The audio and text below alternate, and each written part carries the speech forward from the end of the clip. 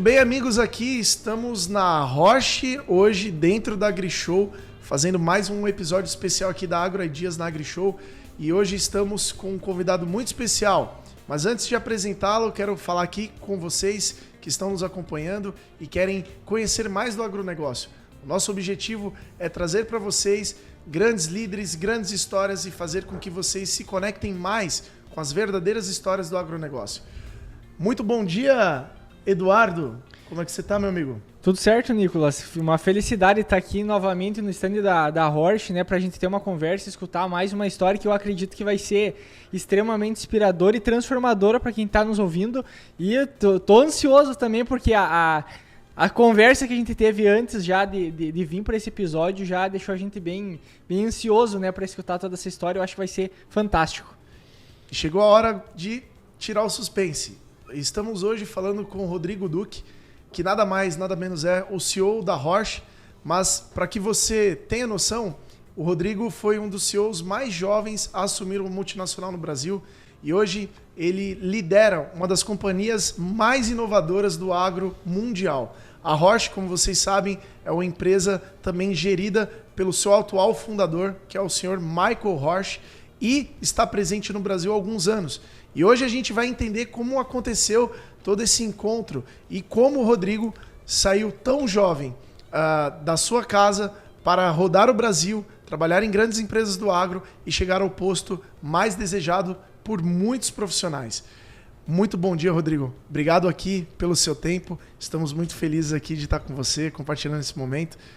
Fala aí com o pessoal e vamos adiante. Bom dia, Nicolas. Bom dia, Eduardo. Obrigado pelo convite. É uma satisfação, uma alegria poder estar conversando com vocês e espero poder compartilhar um pouquinho, não só da minha história, claro, mas também da Roche e de várias passagens interessantes que tivemos no país e aquilo que a gente acredita ainda conquistar aqui nesse país maravilhoso. Show. Obrigado. Bom, Edu, eu vou passar a bola para você se tiver alguma pergunta, senão a gente já começa aí. Eu acho que a gente pode começar principalmente para conhecer a tua história. Tu estava contando um pouquinho antes para nós, né? Mas da onde que tu é? Tá natural da onde? Conta um pouco da história da tua família para a gente entender já, que é começar do princípio. Perfeito. Talvez desafiador ser objetivo nesse assunto, mas sou filho de menonitas, né? Os menonitas são um povo que saiu fugido da Segunda Guerra Mundial da Rússia, com busca de abrigo, de um novo lar, de um novo local. E a motivação deles por terem saído de lá foi por conta da sua fé, por causa das suas crenças. Então, parte da minha família, parte dos meus avós veio para o Paraguai e parte para o Rio Grande do Sul, e depois tiveram uma passagem todos no Rio Grande do Sul. Então, meus pais nasceram em Bagé e depois migraram para Lapa, próximo de Curitiba, e depois uma nova colônia foi fundada na Bahia, próximo de Luiz Eduardo Magalhães, né, uma região chamada Garganta. E eu posso dizer que eu nasci em Dianópolis, Tocantins. Dificilmente vocês vão entrevistar muitos tocantinenses, né, mas nasci ali e logo fomos, com 2 anos de idade, fomos para Curitiba. Eu acabei sendo criado em Curitiba, né, e essa é um pouquinho da história, qual que é a ligação com o agro, né? Porque meus avós eram agricultores, né? A grande maior parte dos menonitas são agricultores e são muito dedicados naquilo que fazem, né? E aí vem uma conexão que depois fez total sentido, porque a família Roche é uma família de agricultores e são menonitas. São menonitas que optaram e decidiram ficar na Alemanha. Eles não tinham ido para a Rússia, e sim permaneceram na Alemanha, né? Porque a história dos menonitas se iniciou na Alemanha, muito próxima da divisa com a Holanda, e uma parte desses menonitas ficaram ali mais ao sul, mais entre a Alemanha e Suíça, e a família Roche é uma família de menonitas que ficou lá. E essa comunidade, que é muito conectada principalmente pela sua cultura e pela sua religião, se conecta no mundo inteiro. Então hoje, quando nós rodamos o mundo, nós acabamos nos conectando com o nosso povo, né? E assim aconteceu também quando a Roche veio para o Brasil. A Roche, quando veio, procurou pessoas em quem poderia confiar e poderia desenvolver um trabalho, e procurou algumas comunidades menonitas para poder fazer uma aproximação, e tinha relacionamento, amigos menonitas no Brasil. As mudanças que teus pais faziam era muito em função por serem menonitas ou por causa da agricultura mesmo? Qual que era a motivação principal para as mudanças? As duas, a combinação das duas coisas. Eu diria que hoje, e é um desafio dentro da agricultura, quando você tem uma área pequena de terra e você vai fazer a sucessão ou vem a partilha por causa dos filhos, você acaba tendo áreas sempre menores. Né? Então é natural dos menonitas, como é um povo unido, um povo batalhador, sempre buscava novas regiões, fundava novas colônias com igreja, com escola, e ali começava a trabalhar numa área maior de terra, onde futuramente, possivelmente, ficaria pequeno de novo e teria que procurar uma nova região.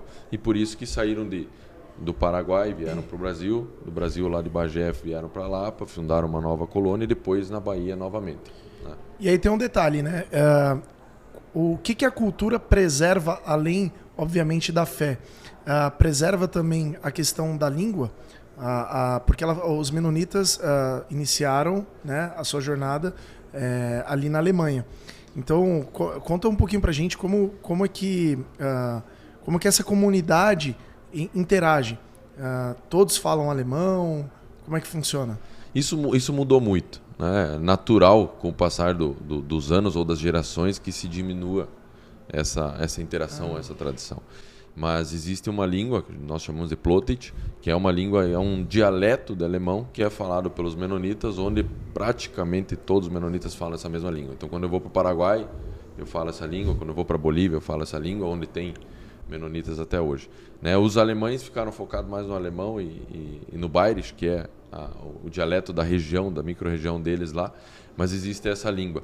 Mas fora isso, eu diria assim que não é nada assustador, é hoje uma cultura, um povo, uma religião muito, muito parecida hoje talvez com os batistas, é uma religião hoje que somos evangélicos, assim como a grande maioria, todos os evangélicos, e nada muito diferente do que isso. Assim, um povo unido, um povo que tem Deus como a sua base, seu pilar, né?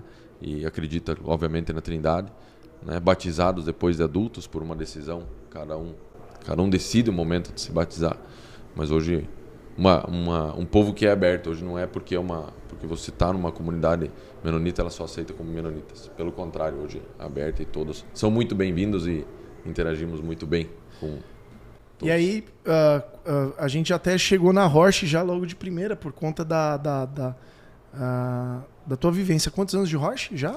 Hoje estou no 9º ano de Horsch. 9º ano. Mas assim, existe um Rodrigo antes da Horsch, obviamente, né? Apesar de ser jovem, você está com quantos anos? Estou com 35. 35. Então, a gente está falando ali, com 26 anos você entrou na Horsch. E aí, antes disso, Rodrigo, onde você morava? Você já morava na Bahia ou você morava em outro lugar? Como é que você entrou no agro? Como é que foi essa profissionalização? Porque uma coisa, obviamente, ser do agro como agricultor. Sim. Outra coisa é trabalhar na indústria, ou trabalhar numa revenda, ou trabalhar numa companhia multinacional, né? Que foi o caso também, que a gente sabe que você teve algumas outras experiências. Conta um pouquinho pra gente aí. Perfeito, eu tive outras experiências e meu pai atua num ramo completamente diferente. Claro que sempre teve a ligação por conta dos meus avós e sempre teve... Teu pai não era agricultor ou não, era? Meu pai não era e não é agricultor, meu pai trabalha no ramo civil, né? Mas eu sempre tive a relação e o contato com os avós, com os tios e assim Entendi. Por diante. Mas a tendência era de que eu não seguisse o ramo da agricultura, tanto é que não foi o que eu estudei, né? Eu não sou agrônomo, eu sou administrador. E a história é bem interessante, porque 2011, início de 2011, o que aconteceu? Né? De novo, volta a fé e a crença nesse processo. Estava vivendo um momento crítico da minha vida, onde eu estava recém-casado, esposa grávida, e os negócios não iam como eu gostaria. Né? E buscando ser um pouco objetivo, participava ali de um culto, de uma pregação, onde o pastor trouxe muito clara a mensagem sobre gratidão. E a gratidão eu diria que é um desafio hoje, porque muitos usam o termo gratidão como jargão, né? Só por dizer. Né? Você abre uma porta, gratidão. E o pastor trouxe na época uma mensagem muito direcionada no sentido, se você tem motivo pelo qual ser grato, seja, demonstre e haja com gratidão. Mas se faça a pergunta se aquilo que você está vivendo hoje realmente é aquilo que Deus preparou para a tua vida. Realmente você está recebendo aquilo que Deus preparou para a tua vida. E aquilo me incomodou bastante. Né? Aquela madrugada orei, me conectei muito forte com Deus e pedi para Deus uma resposta muito clara naquela semana. Né? Não concordo que a gente deve dar prazo para Deus, né? O tempo de Deus é diferente que o nosso, mas talvez num ato de desespero foi o que eu fiz. E isso foi de domingo para segunda. Na terça-feira cedo me liga uma pessoa da igreja, a gente tinha uma certa convivência, porque eu era o líder de jovens, né, atuante naquela igreja, mas não tinha uma relação, não tinha nem número dele salvo. Me ligou e disse, olha, hoje na minha devocional, no meu tempo com Deus de manhã cedo, Deus mandou eu te ligar. Cara, não brinca com coisa séria. Ele falou, não, Deus mandou eu te ligar e te oferecer um emprego. E eu falei, bom, Márcio, o nome dele, né, Márcio de la Costa. Eu falei, Márcio, para que é o emprego? Ele falou, para vender máquina agrícola usada. Eu falei, Márcio, eu não sei a diferença de um trator e de uma plantadeira. Como é que vai funcionar isso? E ele foi muito direto e sábio com as palavras. Ele falou, se Deus falou que é teu esse emprego, o resto ele vai te ajudar, vai te apoiar e vai conduzir. E aí foi um processo, obviamente, eu não quis deixar meus pais na mão no negócio deles, mas foi muito claro essa mensagem de Deus de que o meu lugar era dentro do agronegócio, trabalhando com máquinas agrícolas naquele momento, e aí eu iniciei o processo. Né? E você já estava na Bahia? Estava na Bahia, isso. Legal. Morava em Luiz Eduardo Magalhães. Que é o epicentro ali, até uma área que tem muita irrigação, tudo, né? Perfeitamente. Uma área extremamente pujante, adepta à tecnologia. É a área mais rica da Bahia, assim, do agro. É a melhor área. Sem dúvida. É uma área que, bom, eu sou suspeito para falar da Bahia e daquela região. Mas nesse processo eu recebi uma oportunidade de trabalhar num concessionário John Deere, né? E aprendi muito nesse processo. Né? E ali eu sempre digo... Foi a sua escola inicial? Foi minha escola, sem dúvida. E eu diria assim que quando eu converso com jovens, né, eu sempre digo que ali eu tive a oportunidade de dar o meu melhor independente do que eu estivesse fazendo. Aí quando você começa numa função dessa, e não tenho vergonha de dizer que naquela época a esposa grávida, a filha para nascer, o salário fixo era R$ 1.200. Mas eu tinha uma possibilidade de ganhar a comissão. Então dependia de mim. Você tinha 24, 23 anos, né? Mais ou menos. Isso, Super 23. jovem. Mas tinha que trabalhar, né? Claro que as pessoas tiveram que acreditar, tiveram que apostar, né? Eu sempre falo que os meus professores da época tiveram que fazer bastante investimento ali para ter resultado. Mas eu sempre busquei correr a milha a mais, que é o que eu sempre falo para o meu time, para a minha equipe também. A gente tem sempre a oportunidade de fazer aquilo que foi proposto ou fazer um pouquinho a mais. E isso eu sempre busquei. Né? Eu entendo que o agro ele é carente de mão de obra, sim, mas acima de tudo carente de lideranças. Hoje nós temos um desafio, porque é um setor que precisa de mais força, precisa mais liderança. Mas tem muita gente hoje que está fazendo feijão com arroz e deu. E é uma escolha, é uma decisão, e está tudo bem. Mas para aqueles que buscam fazer algo a mais, buscam se dedicar e correr essa milha a mais, eles se destacam, eles têm oportunidade, eles têm muito espaço. Né? E assim foi que eu comecei. Então eu comecei nesse concessionário, trabalhando com venda de máquinas seminovas. Claro que, em vez de só ficar ali tentando vender, eu ajudava a buscar peça, ajudava a coordenar a equipe de manutenção, buscava correr atrás de um contrato, uma liberação no financeiro, e nisso foi despertando a minha liderança na época, o potencial para me dar mais oportunidade. A partir daí eu fui para venda de máquinas novas, assumi uma região, depois assumi mais uma outra região. Logo, num espaço muito curto de tempo, eu era gerente filial. Foi todo um período de treinamento, capacitação, a empresa investiu muito nisso. Já não questionava a Deus o porquê de trabalhar no agro. De forma alguma. Algum motivo tinha. Né? Você e falando sobre gratidão, aproveitando aqui para você não avançar muito adiante na história, importante entender como é que você respondeu a Deus. Porque quando você fez a tua busca ali, e é muito interessante isso, né? De buscar essa direção e imediatamente recebeu, como foi sua reação depois disso? Qual foi sua segunda etapa nesse processo de busca a Deus aí? Eu acredito muito que quando a gente fala de fé, a gente tem que cuidar para não entender que Deus vai fazer tudo por nós. Exato. Ele vai fazer, ele vai abrir o caminho, mas nós temos uma das nossas raízes dentro da empresa, nós confiamos em Deus. Mas confiar em Deus significa confiar, mas trabalhar. Eu tenho que fazer a minha parte, eu tenho que fazer o meu papel. Eu entendo que Deus pode preparar uma conversa, Deus pode preparar uma reunião, Deus pode preparar o caminho. Mas eu preciso fazer a minha parte. Eu preciso me preparar, eu preciso ter conduta, eu preciso ter dedicação, eu preciso ter trabalho. Né? Então eu entendo que a minha resposta naquela época foi justamente essa. Né? eu não deixei de fazer minha contribuição para a comunidade, minha contribuição para a igreja, mas dentro do trabalho eu sempre me dediquei. Perfeito. Chegar mais cedo, sair mais tarde, se precisava, por exemplo... Honrando a Deus com o teu resultado. Com o meu resultado e nunca escondendo a minha fé, né, e aquilo que eu acreditava, né, e eu acho que isso é importante, sabe? A gente vive uma cultura, ou viveu uma cultura muito forte, eu tenho observado uma transição onde se separou muito os negócios da fé. Sim, é verdade. Né? Eu não acredito numa situação onde a gente deva transformar os nossos negócios em uma igreja. São duas coisas completamente diferentes, até porque eu acredito que igreja hoje é diferente do que igreja no passado.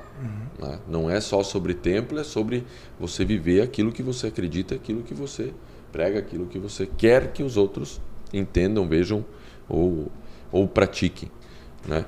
E justo era isso. Né? Enquanto os meus colegas faziam um corpo mole, eu jogava duro. Enquanto meus colegas falavam mal do chefe, eu evitava fazer isso. Quando bebiam demais, eu evitava fazer isso. Então, é o que eu sempre falo, né? Hoje nós estamos num evento extremamente importante, né? Na Igreja Show, e eu sempre defendo isso. Você pode tomar tua cervejinha, você pode tomar teu vinho, mas no outro dia você tem que estar íntegro, tem que estar saudável para dar o teu melhor, né? E exercer aquilo que você tem, todo o teu potencial. Agora, o cara que abusa, bebe demais, com que potencial que ele vai receber o cliente dele aqui? Isso não é honrar a Deus. Entende? Fato. E aí, colocando fé, eu me identifico muito com o que você falou, e tem uma frase que é até de uma pessoa que... o padre Marcelo Rossi, eu não sou católico, mas teve um evento no Nordeste alguns anos atrás, tipo uns 20 anos atrás, que ele estava indo para fazer uma procissão de algum evento, e um dos motivos dele estar lá é porque a cidade estava muitos anos sem chuva. E aí, quando ele chegou no palco, a primeira impressão que ele teve é sobre a percepção de fé das pessoas. Porque ele falou, vocês me chamaram aqui para que eu fizesse uma oração pela chuva. Mas a fé de vocês é muito fraca, porque ninguém aqui está de guarda-chuva. Então, é sobre atitude, né? A fé é com atitude. Então, eu acho muito bacana. É difícil, Rodrigo, a gente ver líderes cristãos assumindo também. Eu tenho um grande amigo meu hoje, que ele é superintendente na área de seguros da Aliança, que é o Rafael Marani. Inclusive, um abraço aí para você, Rafa. E ele é um cara que construiu a carreira na Aliança, está há mais de 20 anos, e foi meu sócio em alguns negócios há um tempo atrás, e decidiu continuar na Aliança e seguir lá, e hoje é o superintendente em América Latina. E, bicho, é lindo de ver ele se posicionando como um cristão, porque é difícil existir isso. Eu estou extremamente feliz de ver que você... não tem vergonha, né? Tem uma palavra também na Bíblia que fala assim, acho que o apóstolo Paulo fala, né? Eu não me envergonho do evangelho, ele continua falando, porque o evangelho é isso e tal. E é verdade, a gente tá vendo cada vez mais líderes se levantando e se posicionando, porque até no agro mesmo, não querendo fazer uma crítica ao agro, pelo contrário, o agro representa a família, cara. Então, claro, a agricultura familiar virou tudo isso aqui. Hoje se fala das big companies, né, de Bom Futuro, a Margem, mas todos esses caras eram família no começo, né? Era uma família ali cultivando a sua essência e produzindo, crescendo, viraram o que viraram, né? Ontem a gente teve a oportunidade aqui de falar com o Felipe Schneider, que é neto de um dos fundadores da SLC, que é uma big company hoje, mas a gente vê esses valores de ética sendo cultivado, né? É que um ponto interessante é que, se tu for parar para ver, todo mundo que desbravou ou construiu alguma coisa extremamente relevante, ninguém fez sozinho, todo mundo fez com a família, porque sem a família junto, tu não consegue ir para lugar nenhum, basicamente, né? Então, como isso é importante, como isso é uma base fundamental, e a parte de ter a fé também, acreditar e trabalhar em prol disso, aí é um grande diferencial também. E isso é uma coisa que a gente...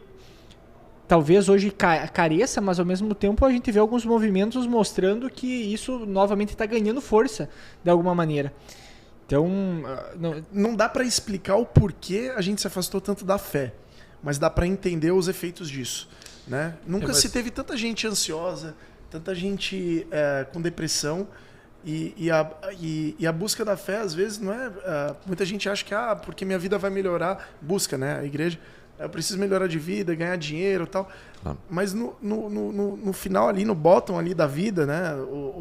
O que está se somando é construção da família, construção de uma fé inabalável, construção de um plano de vida em que agrade o coração de Deus, né? Que é bem difícil de encontrar assim.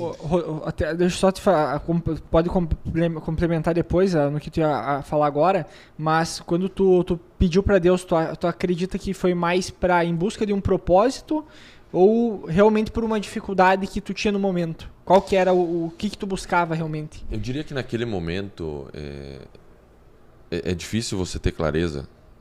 Vamos lá. 21 anos, 22 anos, esposa grávida. E assim, e muita coisa se explica. Eu quis sim casar cedo. Mas nós tivemos a minha primeira filha, eu tenho 3 filhas, né? A minha primeira filha, Elisa, muito cedo. Por quê? Porque nós casamos sabendo que a Luísa não poderia engravidar. Né? E aí casamos e a Luísa começou a tomar anticoncepcional e começou a passar mal, se sentir mal. E eu falei, Luísa, se você não pode ter filho, deixa esse negócio de lado. Porque a partir de agora o que vier é lucro. Primeiro mês ela estava grávida. Legal, não era isso que eu queria. e eu acho que não é necessariamente inconsequência. Sim. Né? Eu acho que eu sempre vivi dessa forma, vivo com intensidade, mas Deus tem um plano para as coisas. Basta eu fazer a minha parte e Deus vai me compensar por isso, eu vou conseguir lidar com a situação. E é justamente sobre isso. Né? Não acreditem que quando eu assumi o papel de diretor comercial na Roche, que foi o primeiro papel que eu assumi lá em 2017, que eu estava preparado. Né? 2 anos depois fui convidado para ser CEO. E é justamente sobre isso. Eu sempre digo que o que eu mais gosto dentro da fé é quando você decide viver o eis-me aqui. Eu estou aqui, eu estou disposto, eu estou disponível. Eu não me sinto capacitado, não me sinto pronto. E esse é o desafio da carreira do executivo, porque você sempre vai ter um desafio novo pela frente, no qual você não está 100% preparado.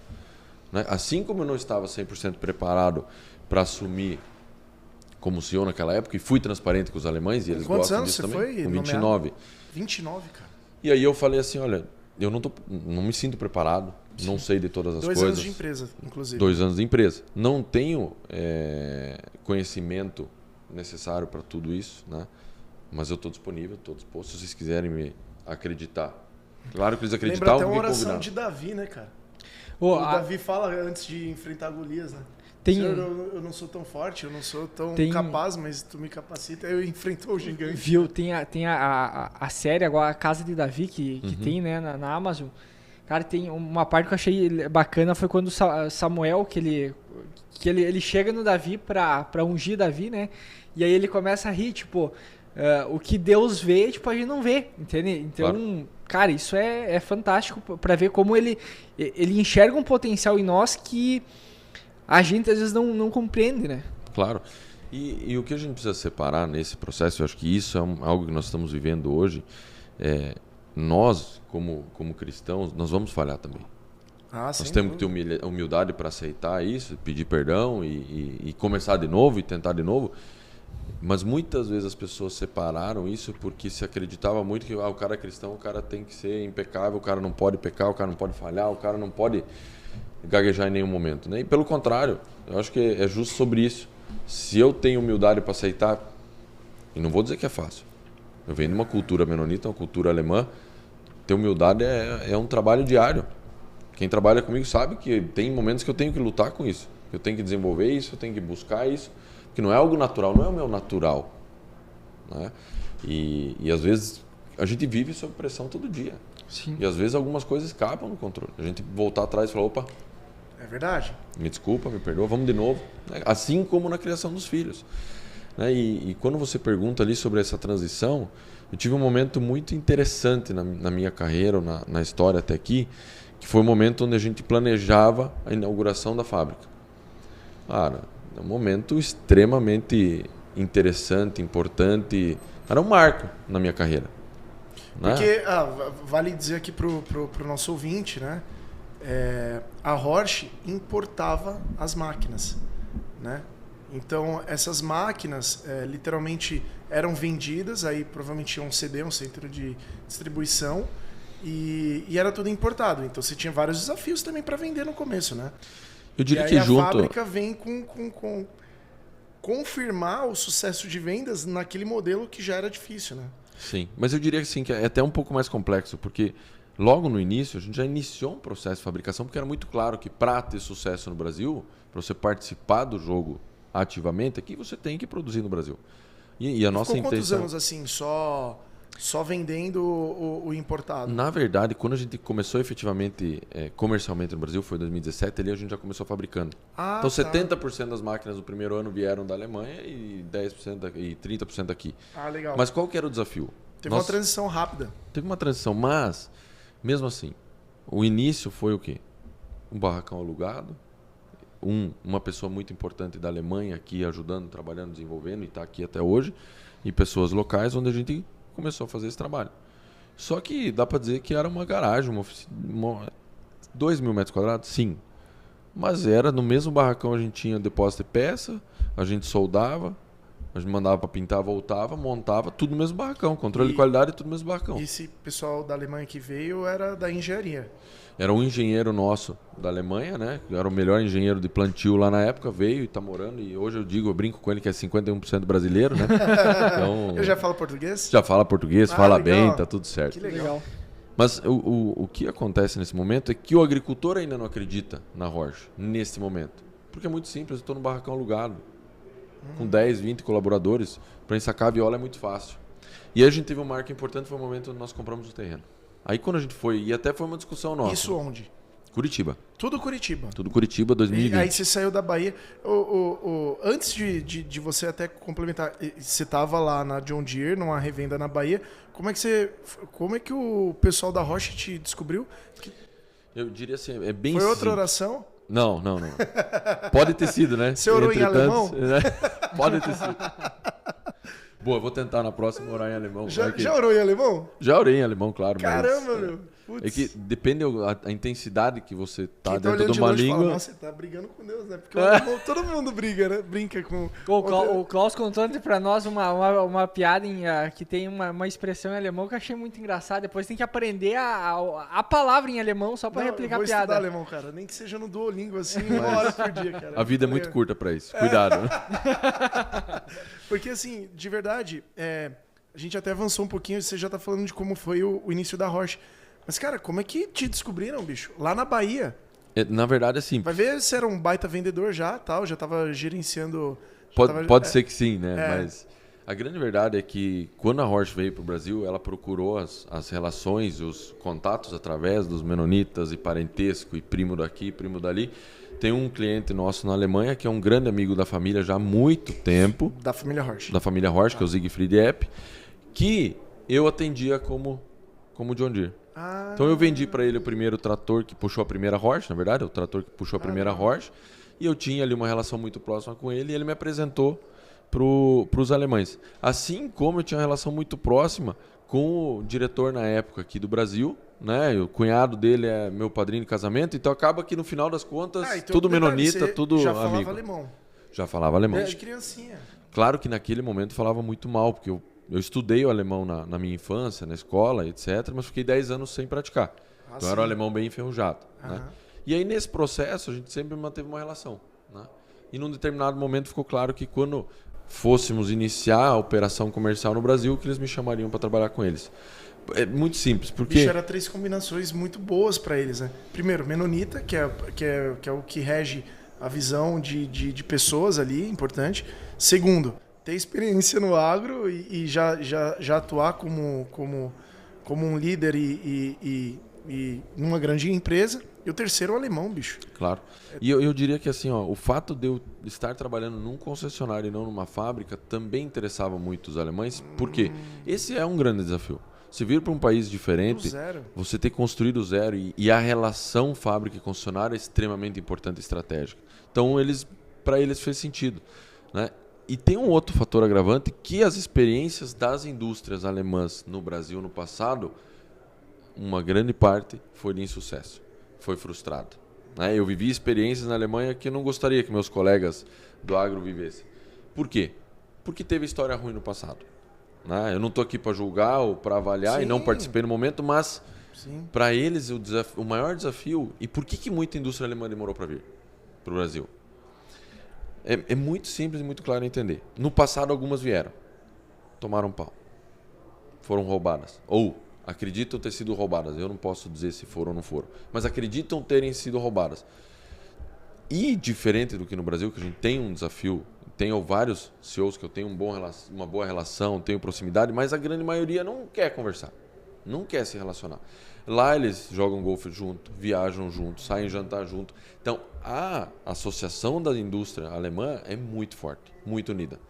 Então, quando um alemão queria vir para o Brasil, aqueles que tiveram experiências negativas falam, não, sai fora, foge. Aquilo não é país para gente séria. Sério? E isso é muito forte lá. Pô, uma imagem ruim, triste, no né? caso do Totalmente Brasil. triste. E eu achei que era o contrário, porque, pô, uma das maiores empresas automotivas, o maior grupo automotivo, um dos, né? Era a Volkswagen, né? E, pô, a Volks no Brasil dominou por anos aqui a... Claro, mas é um outro ramo, é um outro negócio. É. São muitas empresas familiares, o dono está dentro do negócio. E aí você correu o risco de ser enganado, de ser roubado, não é legal. Né? Então, com certeza não. Esse é um assunto complexo e crítico, mas qual que foi o desafio para os alemães? Tá, eu quero viver agricultura no Brasil. Por quê? Porque são agricultores, vinham assistindo o Brasil crescer nos últimos anos. Então, quando a Horsch decidiu vir para o Brasil... absurda, né? Quando a Horsch começou no Brasil, já faziam 15 anos que eles vinham com regularidade visitar o Brasil e o agro brasileiro. Não foi uma decisão da noite pro dia. Feira, o que eles faziam? Feira, mas na verdade o que eles gostam, para eles é uma tortura estar aqui na feira. Estão conversando com clientes, sim. Gostam, interagem. O que eles gostam é campo. É os caras técnicos, solo, né? É humus, é cheirar aquela palha, entender o desafio, entrar no barracão do produtor, é isso que eles gostam. Mas, como castigo, eu trouxe eles aqui para ficar 3 dias dentro de uma feira. Mas, quando eles tomaram essa decisão, então eles precisavam de alguém que eles pudessem confiar. Não bastava isso, eles me levaram com família para a Alemanha, já tinham feito isso com outros colaboradores nossos, me levaram para a Alemanha, eu passei 1 ano com eles lá. Tá, agora vem uma pergunta que dá pra colocar aí, como é que foi pra levar a família toda pra Alemanha, tipo, tranquilo? Você foi sozinho ou levou a família? Eu levei a família, inclusive tive o convite de ir antes para conhecer e preparar, e eu não quis. Que lugar da Alemanha? A cidade da matriz é Schwandorf, fica a 160 km de Munique.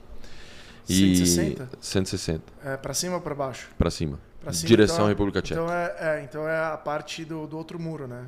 Não, ainda no sul, na Bavária. Sim. Sim. Perto da divisa, mas... Tá. E o que acontece nesse momento? Eu sempre confiei nas pessoas. E os Horsch são assim também. Eu sempre parto do princípio... Tem que confiar primeiro. Confiar primeiro de que o outro é um ser humano bom. Ótimo. Claro que a gente corre risco com isso. Sim. Mas eu entendo que daí você atrai pessoas boas para próximo de ti também. Mas nesse processo todo... E hoje dá para entender muita coisa, né?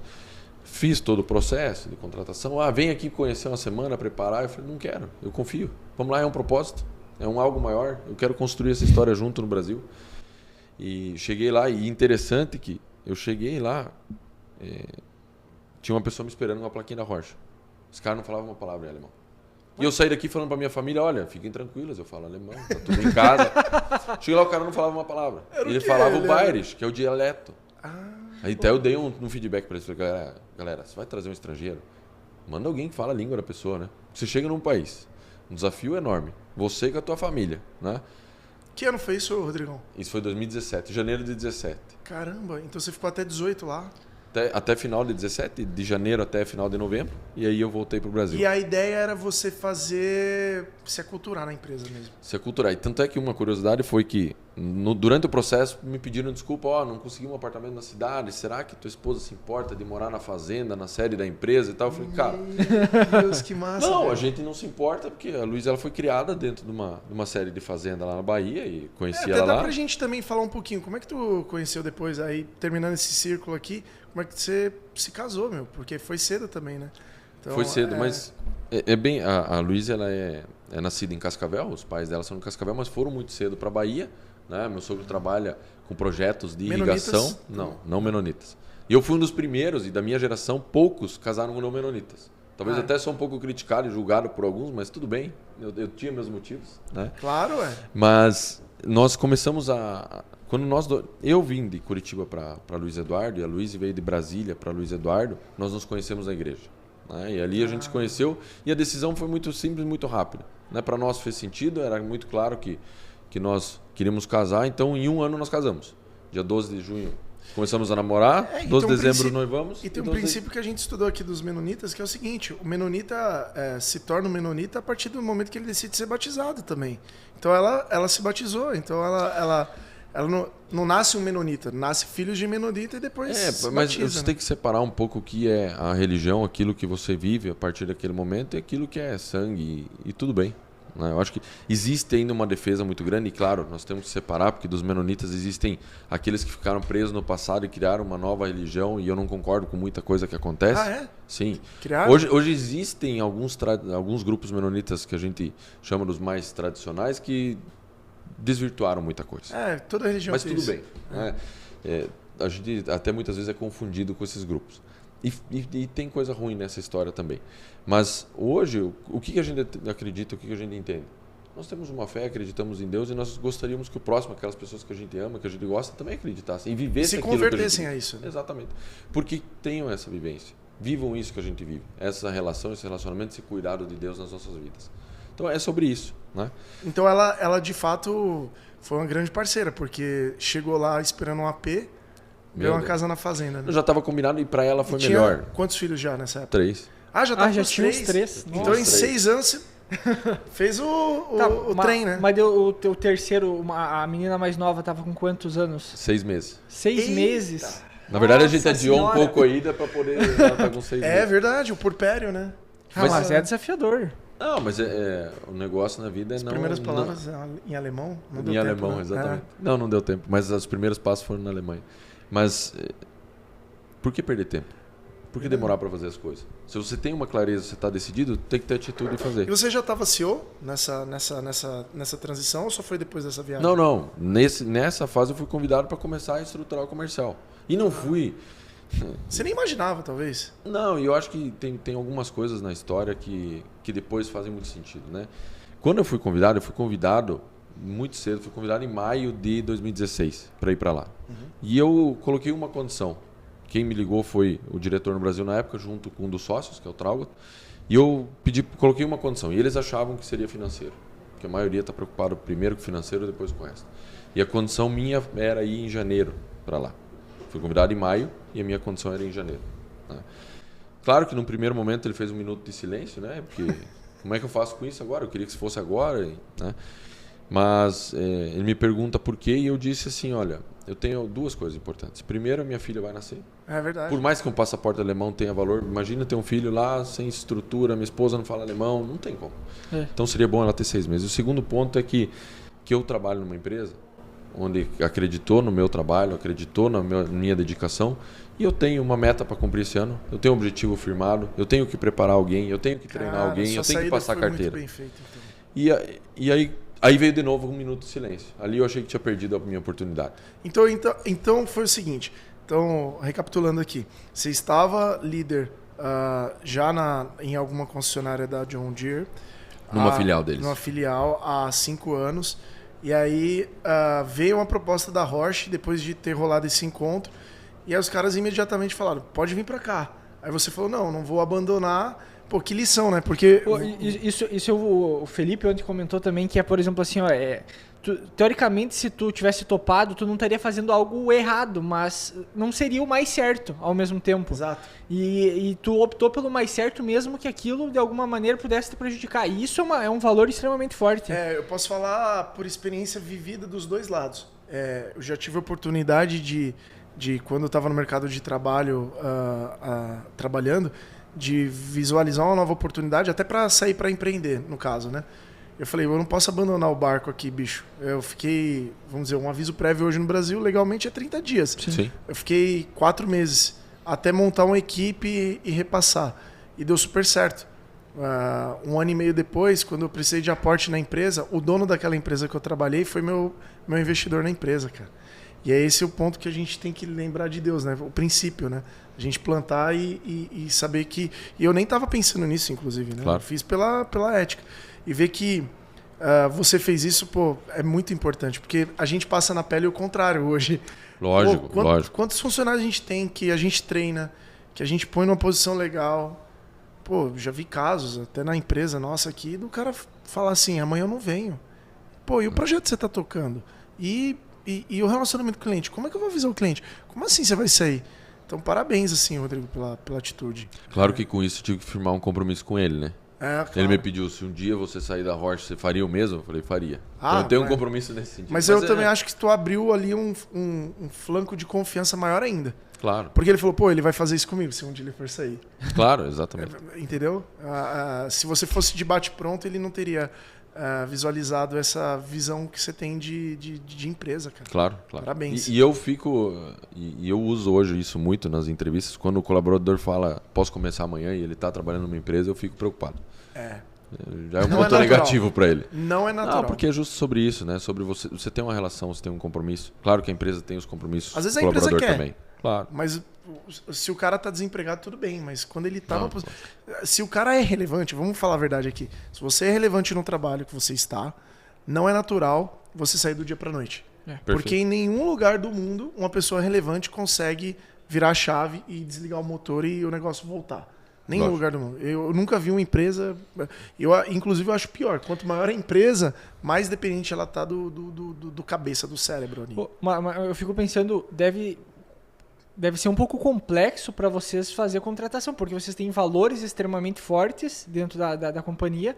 Como é que é o processo para encontrar também pessoas para trabalhar? Se vocês prezam esses valores também na hora de uma entrevista, na hora de chamar alguém para trabalhar com vocês? Claro que nós prezamos, e assim, mas o mais importante, assim, o que se espera de um cristão, o que eu espero de um cristão? Que nós amemos o próximo. Isso. Né? E que a gente possa dar um suporte, possa dar um subsídio, que a gente possa criar um ambiente, uma cultura onde todas as pessoas sejam extremamente bem aceitas. Então, qual que é o meu papel, o nosso papel como Roche? É ser transparente no momento da entrevista.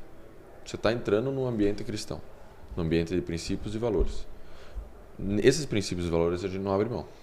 Todos são bem aceitos, todos são muito bem-vindos. Todos serão amados dentro dessa empresa. Mas não venha para cá enganado, achando que está entrando numa empresa diferente. É uma empresa cristã. É uma empresa de princípios e uma empresa de valores. Né?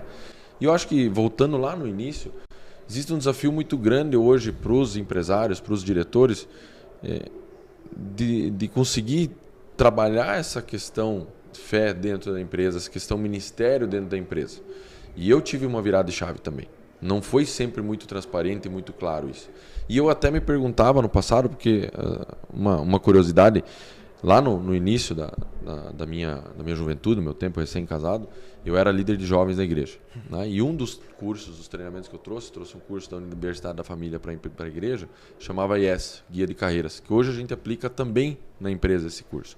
E esse curso trabalha as habilidades e, enfim, te ajuda a definir tua carreira, né? Dá um norte para tua carreira. Bem legal esse curso, a gente dá para os filhos dos colaboradores hoje na empresa. E na época, estava começando na empresa, começando como vendedor de máquina usada, né? Que normalmente é o coitado da empresa, né? Só se lasca, tem que vender aquilo que não funciona e assim por diante, né? Mas ali... Qual que foi o final daquele roteiro? Quais eram duas profissões ou funções possíveis para a minha carreira? Era presidente de empresa e pastor. Cara, não faz sentido nenhum num primeiro momento, né? Mas é duas lideranças, né? Duas lideranças muito importantes, né? E preciso de muita sabedoria. E muita paciência. Muita paciência. Mas em algum momento eu me questionava, é isso mesmo? Faz sentido? Até no momento que eu tive uma virada de chave e a principal virada de chave foi quando eu comecei a participar de um fórum. Fui convidado para participar de um fórum de empresários cristãos. Onde aí eu comecei a entender, cara, eu posso exercer um ministério mais forte dentro da empresa onde eu vivo, onde eu convivo. De novo, minha intenção não é transformar numa igreja. Mas se eu puder atingir e alcançar vidas através do meu negócio, perfeito, está alinhado com o propósito. Eu não posso tornar um ambiente hostil para aquele que não acredita. Eu não posso tornar um ambiente desagradável para aquele que não acredita ou aquele que não é essa a sua fé. ou tem uma fé um pouco diferente que a minha? Não, mas eu posso, através da minha empresa, alcançar vidas, alcançar pessoas. Né? E esse grupo, esse fórum, ele chama-se C12, né? A gente está trabalhando para expandir ele, eu sou participante desde 2020. O que significa C12? C12 significa 12 cristãos. Entendi. Então, 12 apóstolos? Sim. Mas é mais assim, eu diria que a base dele é porque são encontros mensais, onde nós temos uma parte de treinamento, onde a gente discute muitos temas entre nós empresários, e uma parte onde o empresário apresenta sua empresa. Então são 12 meses no ano, são 12 apresentações, que a gente chama de Core Business, legal, onde nós apresentamos o negócio. E é falado e é cobrado sobre dar lucro, sobre resultado, sobre estratégia de expansão, onde nós, de certa forma, acabamos trabalhando como conselheiros um do outro. E com provocações sérias. Porque não adianta eu fazer um bom ministério, ter um programa legal social e não ter lucro. É verdade. Qual que é a perpetuidade do meu negócio lá na frente? Qual que é a minha relação com o cliente? De respeito com o meu cliente. Pô, isso é uma parte muito, muito importante e de ressaltar, que separa homens de meninos, né? Porque na fé, eu vejo que as igrejas, por muitos e muitos anos, tiveram essa dificuldade de separar o que é a busca pelo sucesso empresarial e o lucro para a perpetuação do negócio, como você mesmo mencionou, Rodrigo, da ganância, do dinheiro excessivo, da luxúria, que são coisas totalmente diferentes e são, inclusive, coisas idiotas mesmo, né? Se a gente parar para pensar que o dinheiro ele é uma ferramenta para você melhorar, é fantástico, né? De melhorar a estrutura, de ampliar, de gerar mais emprego, gerar mais renda, e não usar o dinheiro só como para coisas fúteis, né? Então, o C12, pelo que eu estou entendendo, ele agrupa líderes de grandes empresas e doutrina isso ali, e óbvio, todos ali cristãos, né? Sim. E eu diria assim, que é um grupo que tem crescido muito, né? Hoje é um grupo uma comunidade, eu diria assim, que foi fundado em Curitiba? Nos Estados Unidos. Nos Estados Unidos. No Brasil, no mundo hoje são mais de 4.500 membros. No Brasil nós temos mais de 350 membros. Uau. E é recente isso. Mas faz total sentido porque esse desafio do empresário ou do administrador, ou seja, do executivo cristão, e agora? O que eu faço? Me posiciono ou não me posiciono? Né? E muita gente tem dificuldade. E eu vou dizer que eu contava no início lá sobre a inauguração da fábrica, que foi um marco na minha carreira, e teve uma decisão importante a ser feita naquele momento. Estava planejando a inauguração. Um marco. Investimento de tantos anos. Era um sonho nosso inaugurar aquela fábrica. Em algum momento eu pensei, cara, eu preciso orar sobre isso. Preciso agradecer, eu preciso ser grato por aquilo que Deus nos permitiu até aqui. Deus colocou pessoas muito boas no nosso caminho. Pessoas que nos ajudaram, nos agregaram e mão de obra de extrema qualidade. Mas eu preciso entregar para Deus essa fábrica e permitir que Deus continue nos abençoando. Tá?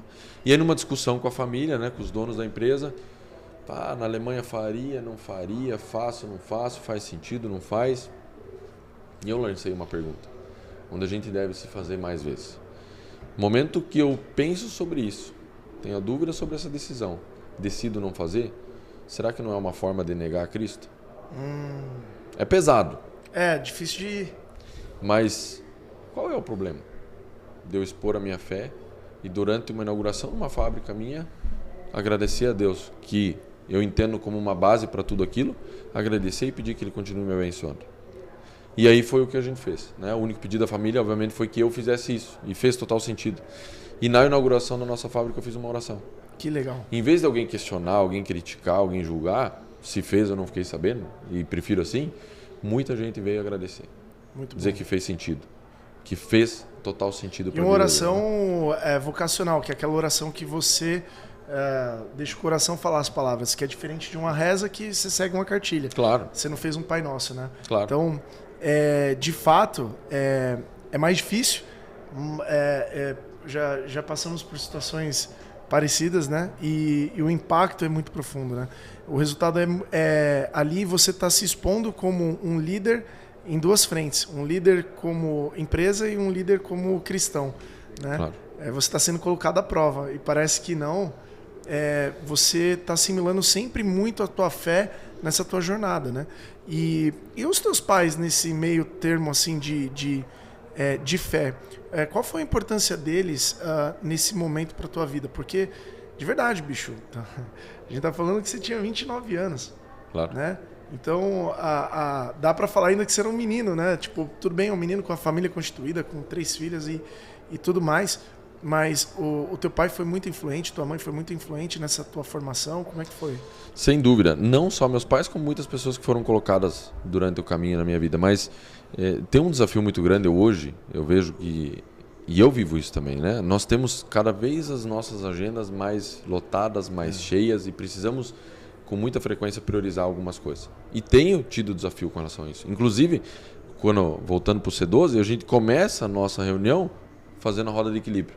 Nós prestamos contas um para o outro de como está a nossa roda de equilíbrio. A gente fala sobre família, a gente fala sobre casamento, a gente fala sobre gestão financeira, das finanças pessoais, a gente fala de caminhada com Deus, comunidade bíblica.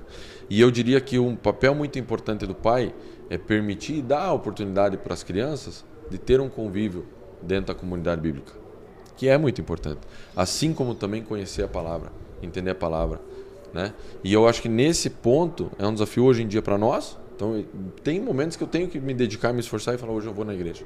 Não é só para que eu me alimente minha fé e possa ouvir uma palavra importante para o meu desenvolvimento. Mas ali, ao mesmo tempo, eu também estou dando a oportunidade da minha filha ir na escola dominical e ser preparada, receber uma ministração, cantar um louvor. Então, não é só eu. Eu tenho uma responsabilidade com os meus filhos. E assim também foram meus pais. Pô, que legal. Né? Meus pais levantavam cedo e vamos lá, domingo de manhã e muito tempo culto em alemão. Então ia na igreja, um culto em alemão. Já estudava um pouco, né? Já estudava um pouco, atualizava um pouco. Mas isso fez total sentido. Porque tem algumas coisas que nós só vamos entender lá na frente, né? Mas existe uma base, existe uma preparação. Depois, ele estava lá, seu pai e sua mãe, na inauguração? Meu pai estava. Minha mãe não pôde ir, mas meu pai estava. Imagina o filme que passou na cabeça dele, cara. Não tenho a menor dúvida. Uma hora você pode perguntar para ele como foi. Que legal. Mano. Já que tu entrou nisso, quando a gente olha para a questão de fé, família, trabalho, a gente vê hoje, principalmente, tu liderando uma empresa, tu obviamente tem uma demanda gigantesca de agenda e tudo mais. Eu acredito que deva ter alguma dificuldade também, às vezes, para a gente conseguir equilibrar isso, desde o tempo com a família, por exemplo, que nem aqui, tá uma semana fora, né? Tá longe da família. Como é que faz para equilibrar tudo isso? Porque tem a parte da fé, tem a parte da vida, da família, e também a parte do trabalho que te demanda muita coisa, né? Claro que assim, é um desafio muito grande. Isso está em constante aprendizado e adaptação. Mas algo que eu busco é sempre estar sexta-feira de noite em casa, nem que seja meia-noite, mas para sábado e domingo estar em casa com elas. Não é sempre possível, mas muito poucas são as vezes que sábado eu estou fora de casa. E aí vai do desafio de você desenvolver atividades onde você tenha tempo de qualidade com os filhos, né? Mas sim, eu sou casado, tenho que me dedicar no casamento. Essa feira, por exemplo, foi a primeira que eu trouxe a Luísa junto. Ela esteve comigo aqui no domingo e na segunda. Pô, que legal. Tem uma participação, ela entende o que está se passando, entende o que está acontecendo. Pô, que legal. E ela te cobrava isso? Assim, tipo, ela tinha vontade de conhecer? Não, ela sempre teve vontade, mas não que cobrava, não é esse o fato. Mas lógico, com 3 filhos também não é fácil. Hoje a minha mais nova, com 8, a gente consegue deixar uma babá, tem um trânsito alguém mais para tranquilo, cuidar, né? ter uma motorista para cuidar, mas a próxima feira, por exemplo, que é a Bahia Farm Show, que eu vou ficar a semana inteira, ela vai comigo também. Uma viagem por ano para a Alemanha, ela vai comigo também. Teus pais estão na Bahia ainda? Estão na Bahia, meus pais e meu sogro. Então já aproveita ver os avós, pô. Aproveita e já legal. faz o bem bolado. Boa. A criançada gostaria de ir também, mas não pode. Tem uma questão de responsabilidade e tem que ficar na aula, né, na escola. Tem escola, né? Mas eu diria que é uma busca diária, né? Então eu busco fazer atividades específicas com cada uma das minhas filhas também. Uma estou voltando a surfar, a outra eu faço trilha de quadriciclo, a outra ainda estamos definindo, mas joga uma bolinha às vezes, enfim. Mas eu preciso buscar me dedicar, né? É o famoso tempo de qualidade. Não é só estar em casa, é me dedicar para ter um tempo de qualidade com elas, né? 2 gostam de carro antigo, assim como eu, então a gente sai às vezes domingo, dá uma volta, leva as 2 mais novas. A mais velha não quer saber, se tiver um carro elétrico, melhor, né? Mas as 2 mais novas gostam de carro antigo, assim como o pai, e aí é o momento de a gente dar uma passeada, dar uma volta. Que carro antigo que tu tem? Eu tenho uma Kombi, que foi a Kombi que 1982 a diesel, que eu aprendi a dirigir. E tem um Kombi a Chevy. diesel? Kombi a diesel. Isso deve ser uma relíquia. Não, Depois coloca uma foto ali. E eu tenho um Chevette que a minha esposa aprendeu a dirigir. Era da avó dela que ela aprendeu a dirigir. Então são os dois carros ali que a gente É o tem mesmo, carinho especial. é o mesmo que ela aprendeu a dirigir? O ou... mesmo, e a Kombi também é a mesma que eu aprendi a dirigir. Caramba, meu, Os que dois estão lá legal. em casa. Tem que ter história, tem que fazer sentido, né? E legal. e o mais legal, assim, que eu já ia entrar nesse rol de hobbies, né? Porque o que a gente está vendo muito aqui, Rodrigo, talvez seja por isso que muita gente julgue, né? Natural. Uma glamorização do status, né? Então, hoje todo mundo fala, não, o CEO de uma empresa, ele não tem que estar no operacional, ele tem que ser só estratégico. E outra, ele tem que fazer no máximo 3 reuniões por dia. E outra, ele tem que acordar 4h30 da manhã, entrar na banheira de gelo, fazer 15 quilômetros de corrida. Cara, no final, parece que estão criando um novo manual, mas eu não consigo... Nicolas, né? Eu não consigo enxergar que existe uma regra de sucesso. Acho que cada um tem o seu caminho, como você está mostrando hoje. E eu acho legal falar isso, um dos pouquíssimos líderes que a gente já entrevistou com valores tão ricos de fé. E chegou longe e tá alcançando assim, grandes feitos. Qual o teu hobby, qual a tua fórmula hoje, além da fé, para equilibrar tudo isso? Eu diria que, assim, eu defendo muito essa questão de que não tem a receita de bolo para você ser um CEO. Claro que tem empresas que dependem de uma pessoa carreirista para chegar lá. Precisa passar por uma etapa, por um processo e sabe que não vai ser antes dos 45, não vai ser CEO porque está definido na empresa. Apesar das coisas estarem em constante mudança, nem toda empresa aceita isso. Sim. E tem situações onde faz falta um pouco mais de experiência. Claro que faz. Mas a principal questão é que a gente precisa aprender, né? Nós temos um valor nosso muito importante, que na Rocha é permitido errar. Você está autorizado a cometer um erro. Você precisa tomar uma decisão, você errou. O que você não pode é ficar errando repetidamente. Se você errou, tome a decisão de mudar isso e comece a acertar a partir dali. Mas eu não vou te humilhar, vou te julgar, te condenar porque você tomou a decisão errada. Assim também são os donos da empresa comigo. Você acha que eu não tomo decisão errada? Mas o que eu preciso é mudar a rota. Eu estou em constante aprendizado, né?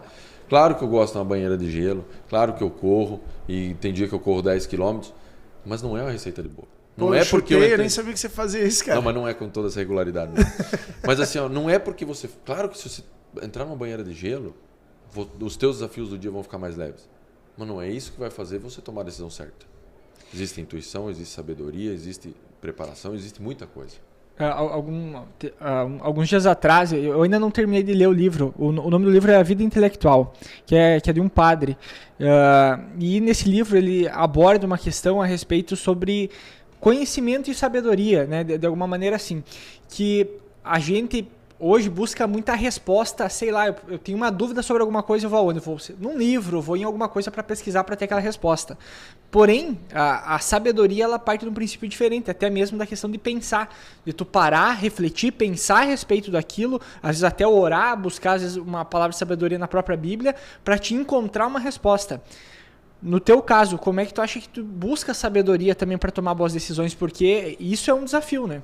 Claro que existe muita literatura que apoia, muita literatura que ajuda, a tua relação com Deus, tua proximidade com Deus ajuda, mas eu diria assim, nós, na Rocha, nós temos um formato de trabalhar que é muito focado no cliente. É estar no campo, botina no campo, ouvindo o cliente e buscando achar uma solução para o cliente. Isso facilita no processo, porque eu não preciso pensar em uma estratégia muito mirabolante para fazer o negócio alavancar e crescer 10 vezes. Sim. Eu entendi que para nós crescermos, nós temos que estar próximo do cliente, botina no campo, resolvendo o problema dele ou o desafio dele na agricultura. E se tem um problema, eu não vou me esconder, não vou mandar só um colaborador, eu vou pegar e vou pular no avião, vou lá ouvir o cliente, né? E assim como os outros diretores também fazem. Já aconteceu isso? Muito. Você acha que as máquinas da Rocha são perfeitas? Não. E acontece problema. E talvez alguém que vai estar ouvindo aqui já teve problema. Mas tem muito mais agricultor grato e satisfeito por a gente ter resolvido o problema do que aquele que não foi atendido. É que tem muito atrito, né, bicho? Não Mas- tem mas como. não A é- máquina vai bater no campo, é normal, né? Mas não é só isso. Desgaste É é porque natural, né? a agricultura ela é dinâmica. O desafio da máquina é muito grande. E eu tenho um monte de colaborador que talvez a grande maioria está preocupada em entregar algo de perfeita qualidade, mas não todos. Sim. Isso é natural do processo. Mas a questão não é o quê? É a forma como você conduz, como você faz. Então, o que acontece? Tem um cliente satisfeito, ele vai conseguir falar comigo. E eu vou para o campo para atender esse cliente. Agora, tem situações que um colaborador pode atender, ele vai atender, obviamente, e vai resolver. Mas o nosso mindset é resolver o problema. Então, hoje, nós temos 10 anos de empresa e nós temos nenhum processo judicial até hoje contra nós. Não estou dizendo que nunca vai acontecer. Sim. Mas por que a gente não tem até hoje? Porque a gente busca resolver.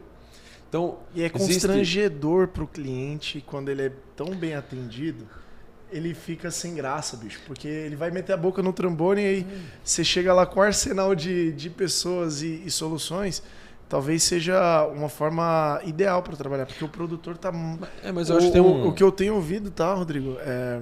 Complementar, que vale a pena reforçar aqui essa força de vocês, que nós temos ouvido é que o mercado faz o contrário. Ele se sente desassistido, né? Mas dá para entender, porque o que acontece? Qual que é o princípio e qual que é a base disso? Vamos voltar lá para a fé. Se eu tenho um Deus, se eu acredito num Deus, vai me suportar, o que de pior pode me acontecer? O cara vai fazer o que comigo? Se eu perder o emprego hoje, o que pode acontecer? Eu tenho uma relação muito próxima com a família, eu tenho uma participação... Ok, eu sou relevante para o negócio, mas se eu perder o emprego? Gente, eu tenho um Deus que vai me suportar, vai me apoiar e vai me dar condição de trabalho de novo, se é isso que eu estou disposto a fazer. Perfeito. Então, o que eu preciso fazer hoje? Preciso fazer aquilo que tem que ser feito. Eu preciso botar a cara a tapa. Só que quando a gente faz isso, a gente corre riscos. Né? Tem um monte de gente olhando e torcendo para que não dê certo. Sempre, é natural. Agora, se eu tomo essa decisão, é diferente do que aquele cara carreirista que não está mais preocupado com a função que ele está hoje. Estou preocupado com o próximo passo. Eu não estou preocupado com o próximo passo. Com frequência perguntado, e aí, quando que vai para a Alemanha? Eu vou, a Alemanha vai fazer o quê? Levar cliente? Não, vai assumir uma função lá. Não sei se um dia eu vou. Hoje eu estou preocupado em fazer coisa andar aqui. Hoje eu estou preocupado em fazer o meu cliente aqui ser bem atendido. Pô, e é um diferencial competitivo absurdo. E essa semana eu estou preocupado em atender bem meu cliente na AgriShow.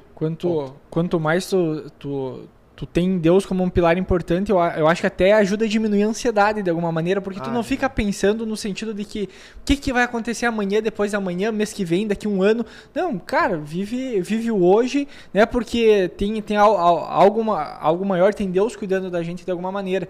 Então eu acho que esse é um caminho importante para tá sendo seguido. Depois a gente vai entrar um pouco na questão do atendimento. Até ontem a gente estava conversando, falei pro Nicolas, sabe qual que é uma diferença para quem vende máquina, principalmente, implemento para o produtor? Cara, o principal diferencial é a assistência técnica, é o pós-venda, porque é isso que o produtor tem que ter segurança que alguém vai vir resolver o problema para ele, que às vezes isso acaba não acontecendo. Mas antes da gente entrar nisso, eu queria te perguntar de um projeto que vocês têm dentro da empresa voltado para a parte da educação, né? Explica um pouco melhor para o pessoal como é que isso funciona isso. Eu diria que assim, é um pouco mais complexo do que parece, né? Porque qual que é a base disso? A Horsch, parte do lucro dela vai para uma fundação. Nós temos uma fundação Horsch e aí são diversos projetos sociais. E desses diversos projetos sociais, a gente começou a desenvolver projetos aqui no Brasil. Então tem alguns projetos sociais no Brasil que nós apoiamos, né? E num determinado momento eu comecei a pensar como que nós poderíamos transformar vidas dos filhos dos nossos colaboradores. Foi uma das ideias tuas esse projeto? Sim. Fantástico. E qual que é a base dela, né? A minha filha foi para a Alemanha, né? Nós fomos morar 1 ano na Alemanha, e minha filha foi alfabetizada em alemão, dentro de uma escola alemã. Sim. Pública. Em 3 meses ela aprendeu numa língua não nativa, que eu já falei que a vida é curta para aprender a falar alemão. Uma língua não nativa, ela foi alfabetizada em 3 meses. O que uma criança no Brasil, numa escola particular, leva 1 ano.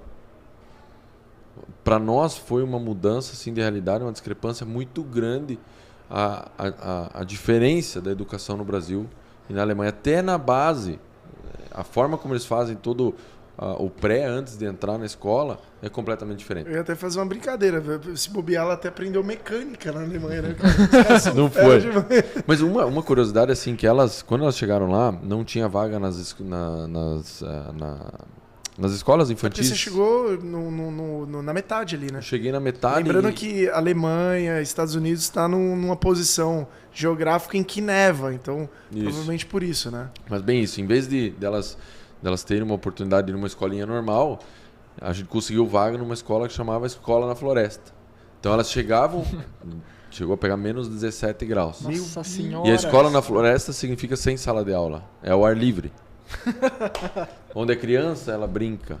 Ela aprende brincando, interagindo. E as crianças ficavam amanhã na escola, ali nesse ambiente, brincando de tirolesa, brincadeira de roda, Nossa enfim. senhora. Brincando até com a neve. E depois era 1 hora de trilha até chegar num outro ponto onde os pais buscavam. Caramba. Então uma relação bem diferente. Caminhavam 1 hora todos os dias. Todos que os dias. legal. E se eu perguntar hoje para as minhas filhas qual foi a melhor escola que elas estudaram, eu não tenho a menor dúvida. Imagina eu chegar em casa e falar pra mulher, não, é uma escola bem legal, vai ficar no meio da neve lá brincando uma manhã inteira, meu Deus do céu. Nas primeiras vezes que minha esposa levava as crianças, ela voltava chorando, mas depois acabou, depois ela acabou gostando. Mas com base nisso, nessa vivência Alemanha-Brasil, sempre me incomodou a diferença da educação da escola pública e da privada no Brasil.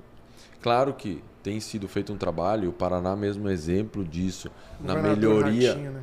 na melhoria do ensino na escola pública. Não é sobre isso. E nós investimos em projetos, e tem projetos fantásticos, né? Por exemplo, o De Olho no Material Escolar. Enfim, tem muito projeto legal sendo feito para melhorar essa educação. São quantos projetos atualmente, Rodrigo? Não dá para dizer, é muito projeto. É muito projeto. Mas aí com isso eu comecei a questionar, assim, eu levo minha filha para a escola particular, eu posso pagar.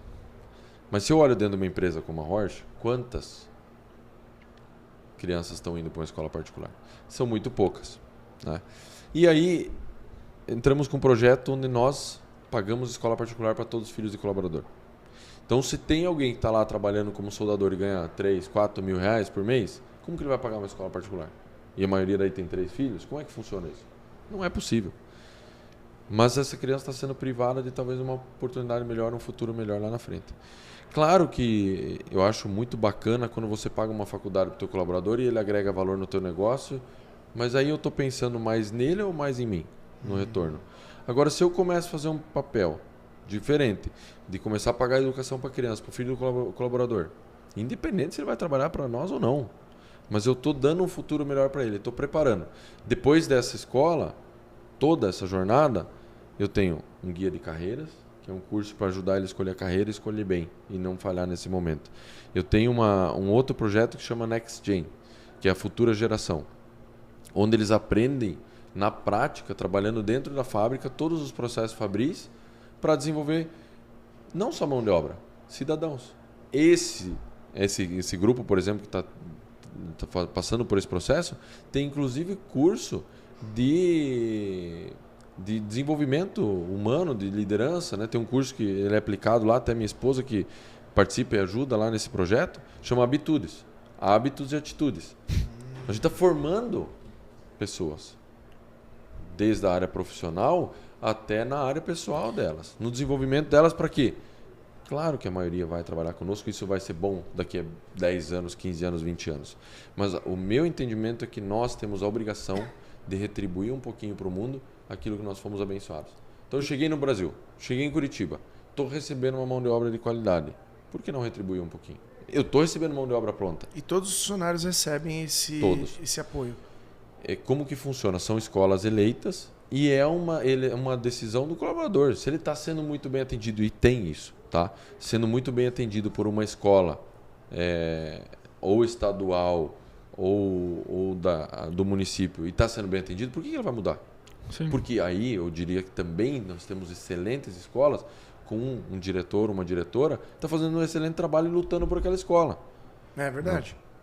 Tem um outro projeto que a gente apoia, que é uma escola técnica do ensino médio lá no Piauí. Ah, legal. E eu tive agora, faz 2 semanas, visitando lá, junto com a dona Anne Sanders, que é quem está puxando a frente desse projeto.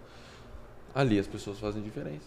Você vê o brilho no olho da diretora e da sua equipe, você vê por que dá certo. Por que é diferente dos outros. Mas nós encontramos... Pergunta. Agora você me despertou uma curiosidade aqui em relação a esse projeto, 2 perguntas em cima dele. Qual foi o impacto disso? Porque não é qualquer empresa que faz isso. E se vocês estão conseguindo impactar outras empresas, ou inclusive as revendas, a olharem para esse lado social dessa forma. Porque, de fato, o nosso maior desafio é a educação. Se a gente for analisar o cenário do PISA, o Brasil está muito atrás. O PISA é uma organização que faz a análise do ensino médio, vamos colocar assim. E o Brasil está nas últimas colocações, tanto em matemática quanto em outras matérias, né? Como é que você vê esse impacto aí, o resultado disso? Parece meio óbvio, mas óbvio que o funcionário vai gostar, é mais um benefício. Mas quais são os benefícios que isso também trouxe para a empresa? Porque eu acho que o empresário do outro lado que pode estar ouvindo aqui precisa entender que não é só um custo, é um investimento, né? Lógico, eu diria assim, investimento você tem várias formas de medir, né? E esse é o tipo de investimento que é a longo prazo. Você está investindo nas vidas, né? E quando eu escuto o feedback das famílias, porque tiveram já famílias transformadas por causa desse processo, comportamento de crianças sendo transformado.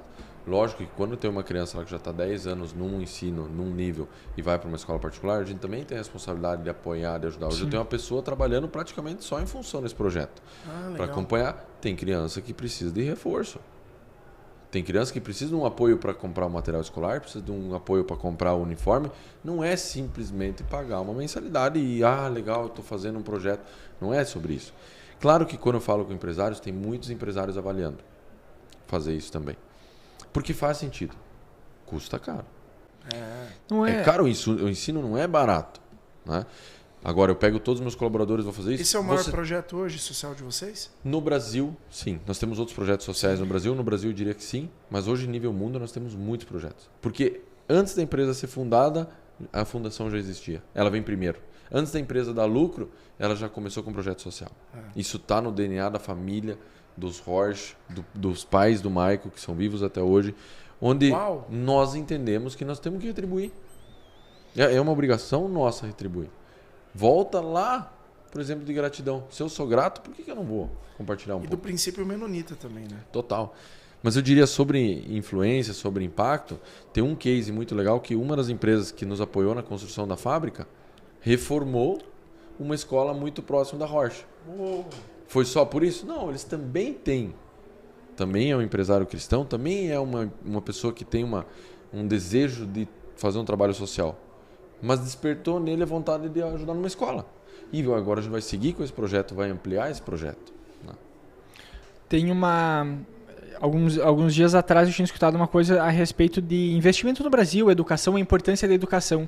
E aí tem um princípio que falava a respeito de que tu não deve, por exemplo, o país, a primeira coisa não é apenas investir em educação, tu tem que melhorar as empresas, porque as empresas automaticamente conseguem devolver isso aí, fazer com que melhore a educação dela também de alguma forma.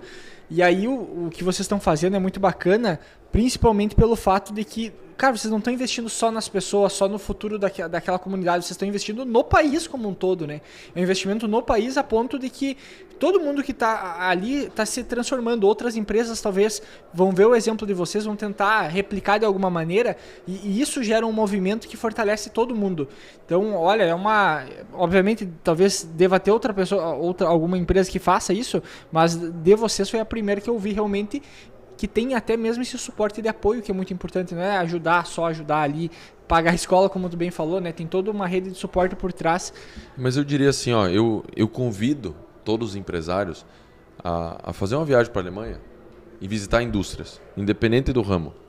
A indústria alemã sempre foi referência em engenharia, em qualidade, né? Qualidade de manufatura sempre foi referência. Mas existe um porquê, né? A indústria alemã investe muito em desenvolvimento humano, né? Existe um sistema que é o Ausbildung, que é uma conexão, uma combinação, que é isso justo que nós estamos fazendo agora no Brasil, que é a conexão da teoria com a prática, o ensino na prática. Então as empresas investem nos jovens e nos adolescentes, ensinando eles sobre o aço, sobre a solda, sobre montagem, sobre corte, o que é direcionado à indústria. Sim. Mas também existe um programa de treinamento também na área administrativa, também na área contábil e assim por diante. Mas todas as empresas investem. Por quê? Se eu estou investindo em 40 jovens, desses 40, 30 ficam na minha empresa, já está excelente. Esses 10 vão agregar valor em outra empresa, na indústria do país.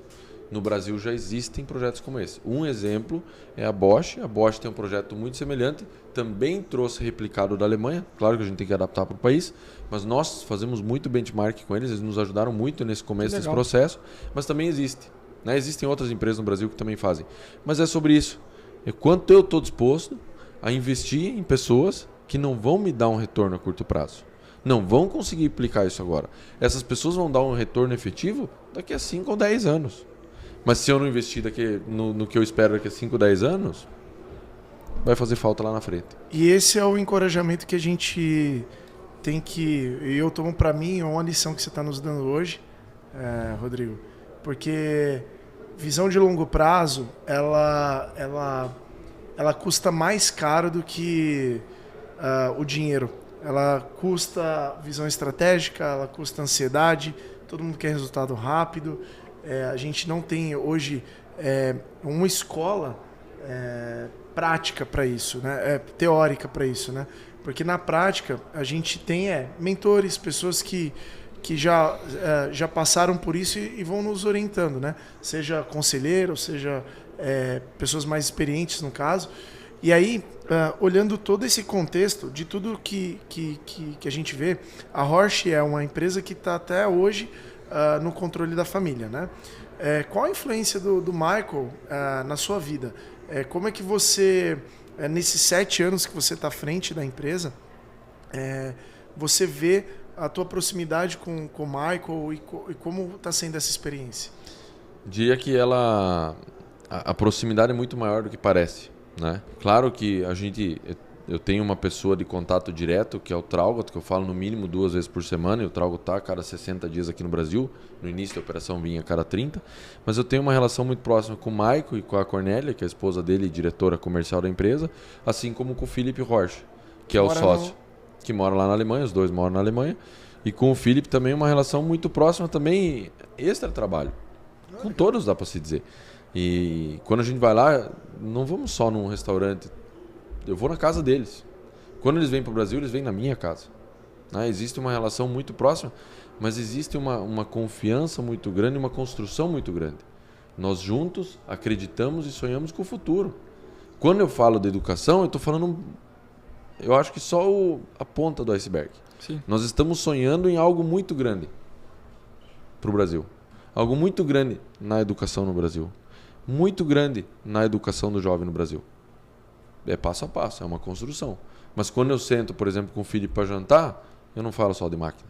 Eu não falo só sobre negócio. Nós falamos sobre pessoas. Nós falamos sobre cultura. Nós falamos também de fé, obviamente.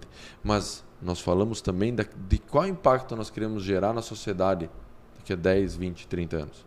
É uma empresa jovem, mas que alcançou muito mais do que sonhava e queria. E hoje o desejo da Horsch não é só vender máquina, não é só ser maior. Nunca foi. Qual o impacto nós estamos deixando para a sociedade? E a segunda geração está vindo com a mesma mentalidade, com o mesmo desejo, com a mesma vontade.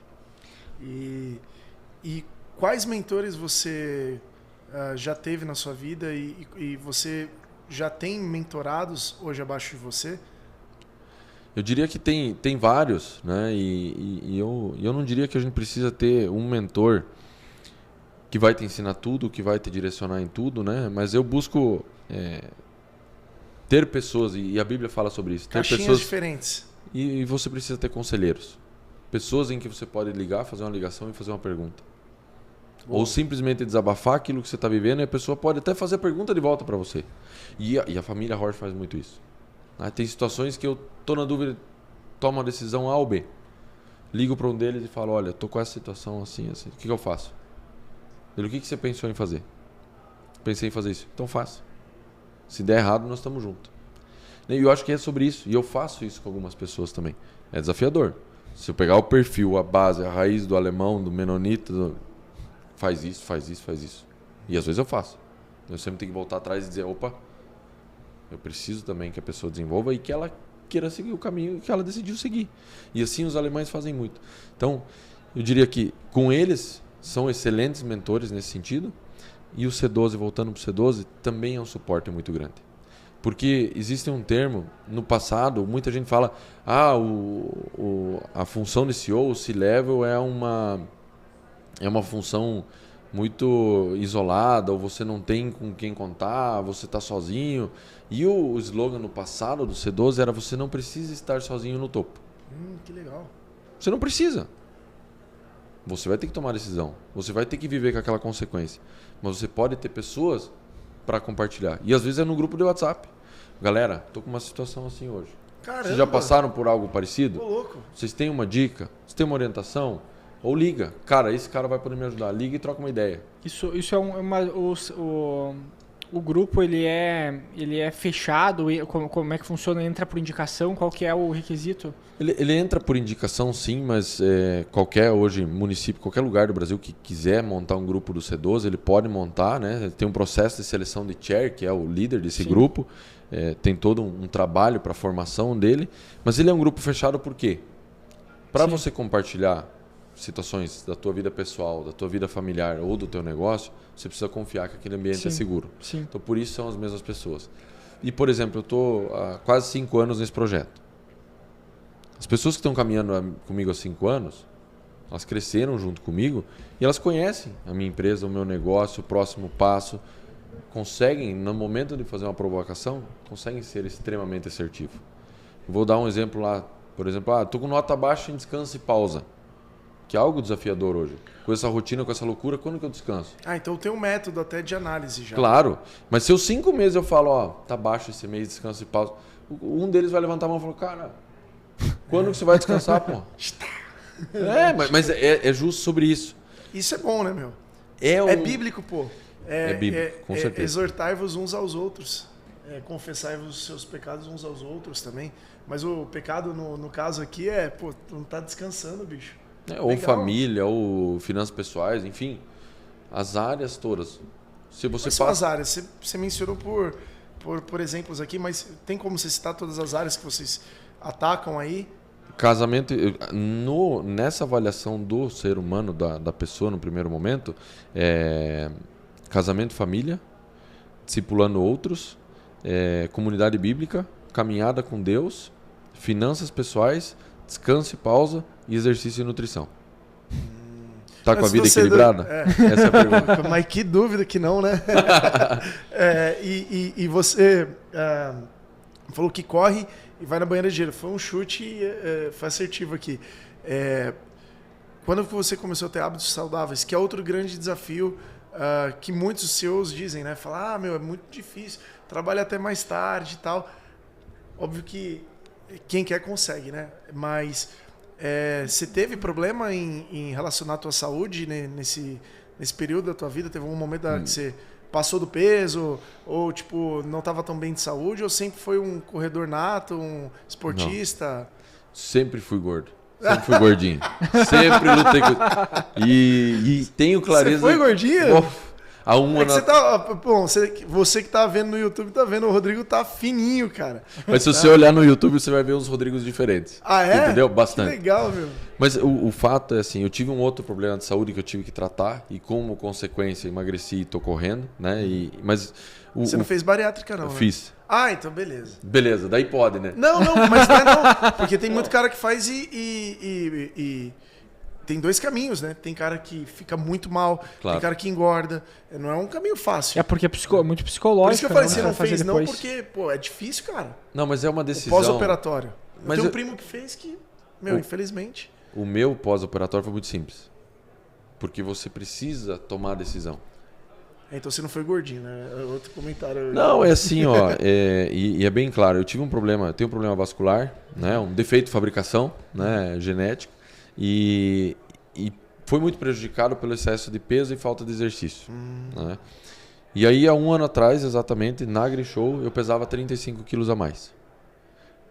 35 ok, mas eram 122 quilos que eu estava carregando. Né?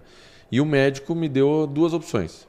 Ou eu fazia uma bariátrica e voltava a correr como um atleta, ou em 5, 10 anos estaria numa cadeira de rodas. Então a decisão foi simples. Você tinha problema para andar, alguma coisa? Não, o problema é vascular. O sangue não voltava, não filtrava, não circulava. E aí, qual que foi a decisão? Eu tomei a decisão de fazer uma cirurgia que chama sleeve, que é mais simples, é menos agressiva, não mexe com o intestino, só diminui o estômago. Mas o ponto principal é a decisão colateral pós isso. menor, né? Colateral menor, né? Mas a questão maior é a decisão pós isso. Né? Vou te dar 2 exemplos. A gente está numa semana de Grishow. Todas as desculpas para eu não fazer exercício. E não comer bem também, né? E não comer bem. Domingo a gente passou a manhã aqui no stand, tinha um treinamento para a equipe, 5 horas da tarde começava o evento de pré-feira. Das 2 às 4h30 eu fui correr no parque, 15 km no sol. Ótimo. Ah, mas você é maluco? Não, faz parte de uma planilha, de um treinamento, de um objetivo. Né? Tu corre com treinamento já. Com treinamento e com acompanhamento de planilha. Tu chega a participar de maratona também? Até hoje, meia maratona, mas eu tenho o desafio de esse ano conseguir fazer uma maratona. Então estou me preparando para isso. Treinamento você já conseguiu? Não. É muito difícil, né, cara? 42, mas eu vou fazer isso em outubro. A gente pode fazer um podcast depois de outubro para contar como legal, foi. Vamos. Mas meia maratona fiz várias, mas é um processo. E no C12 você é incentivado a ter uma vida saudável mesmo, né? Porque, de verdade, né? Nosso corpo é o quê? Templo do Espírito Santo, né? Que a gente fala, né? Então a gente tem que estar com o corpo bem, né, cara? A gente falou com o Cristiano, que é atual VP da John Deere, e ele enfatizou muito. Ele foi pai depois, teve o último filho depois dos 40, né? Com 44 anos. E aí ele falou, cara, eu comecei a cuidar da minha saúde para ter longevidade e ver meu filho crescer. Porque ele também teve a dificuldade de... E ele também tá correndo, por isso que eu acho legal da corrida, que é um esporte bem democrático, digamos assim. Inclusive... porque não tem desculpa, bicho. Não, sabe qual que é o legal? Se estiver na lua, não corre, né? O legal da corrida é que tu tem um avanço, uma progressão muito, muito rápida, cara. É aquela história, às vezes pra degradar a nossa saúde... Fácil, bicho. Pra lesionar é muito fácil, né? Não, também... Você já lesionou? Já lesionei, mas normalmente você lesiona... É canelite, é tornozelo, é calcanhar... Mas normalmente você lesiona quando você não tem um acompanhamento de um profissional. Claro, legal. Tem profissionais e profissionais, mas quando você foge daquilo que o profissional te indicou, te pediu, etc. Teoricamente, pelo que eu já vi, né? Teoricamente é mais fácil eu já corri, eu dou uns 3, 4 meses, faço corrida, daí depois dá uma diminuída e vai e volta. Só. Só claro, meus quilômetros é 5 a 8 quilômetros eu chego a fazer. Mais do que isso eu não cheguei a passar. Mas o grande ponto que o pessoal fala é que quando tu tá correndo, se tu tá numa boa forma, a tendência é que tu se lesione mais do que quem não está. Porque quem não tá numa boa forma se cuida mais. E quem tá numa boa forma e começa a correr, às vezes quer forçar demais, acha que consegue e de repente acaba dando uma lesão. Mas, cara, é muito bacana porque, assim, a gente vê, tem 2 lados, né? Tem o pessoal que vai pregar que não, tu tem que priorizar 100%, priorizar a saúde, que eu concordo que também seja o correto, e ao mesmo tempo a gente tem assim, não tem como, porque a gente tem que focar no negócio, fazer o negócio acontecer. E tem esses 2 lados. Na Bíblia tem até inclusive uma passagem que fala que se tu buscar riqueza e não tiver saúde para desfrutar dela, é como um eunuco com uma virgem, sabe? Ele dá esse exemplo. Não, mas eu diria assim, e por que eu passei por isso? Né? O nosso mercado brasileiro ele costuma ser cruel. Né? Os últimos 2 anos, o negócio de máquinas agrícolas, vamos lá, pegar o nosso principal produto, que é hoje, que é a plantio, caiu mais de 60% em 2 anos. O cenário brasileiro. Olha a minha responsabilidade. Eu vou lá para o alemão, falo, olha, apesar de alertar o risco, eu falo, vamos ir para o Brasil, é o mercado, é o futuro, vamos investir, vamos colocar uma fábrica. Em algum momento pode vir uma crise, o Brasil já tem histórico e tal, mas vamos investir. A hora que a fábrica está pronta, inaugura, começa a derreter o mercado. Eu tinha 2 opções.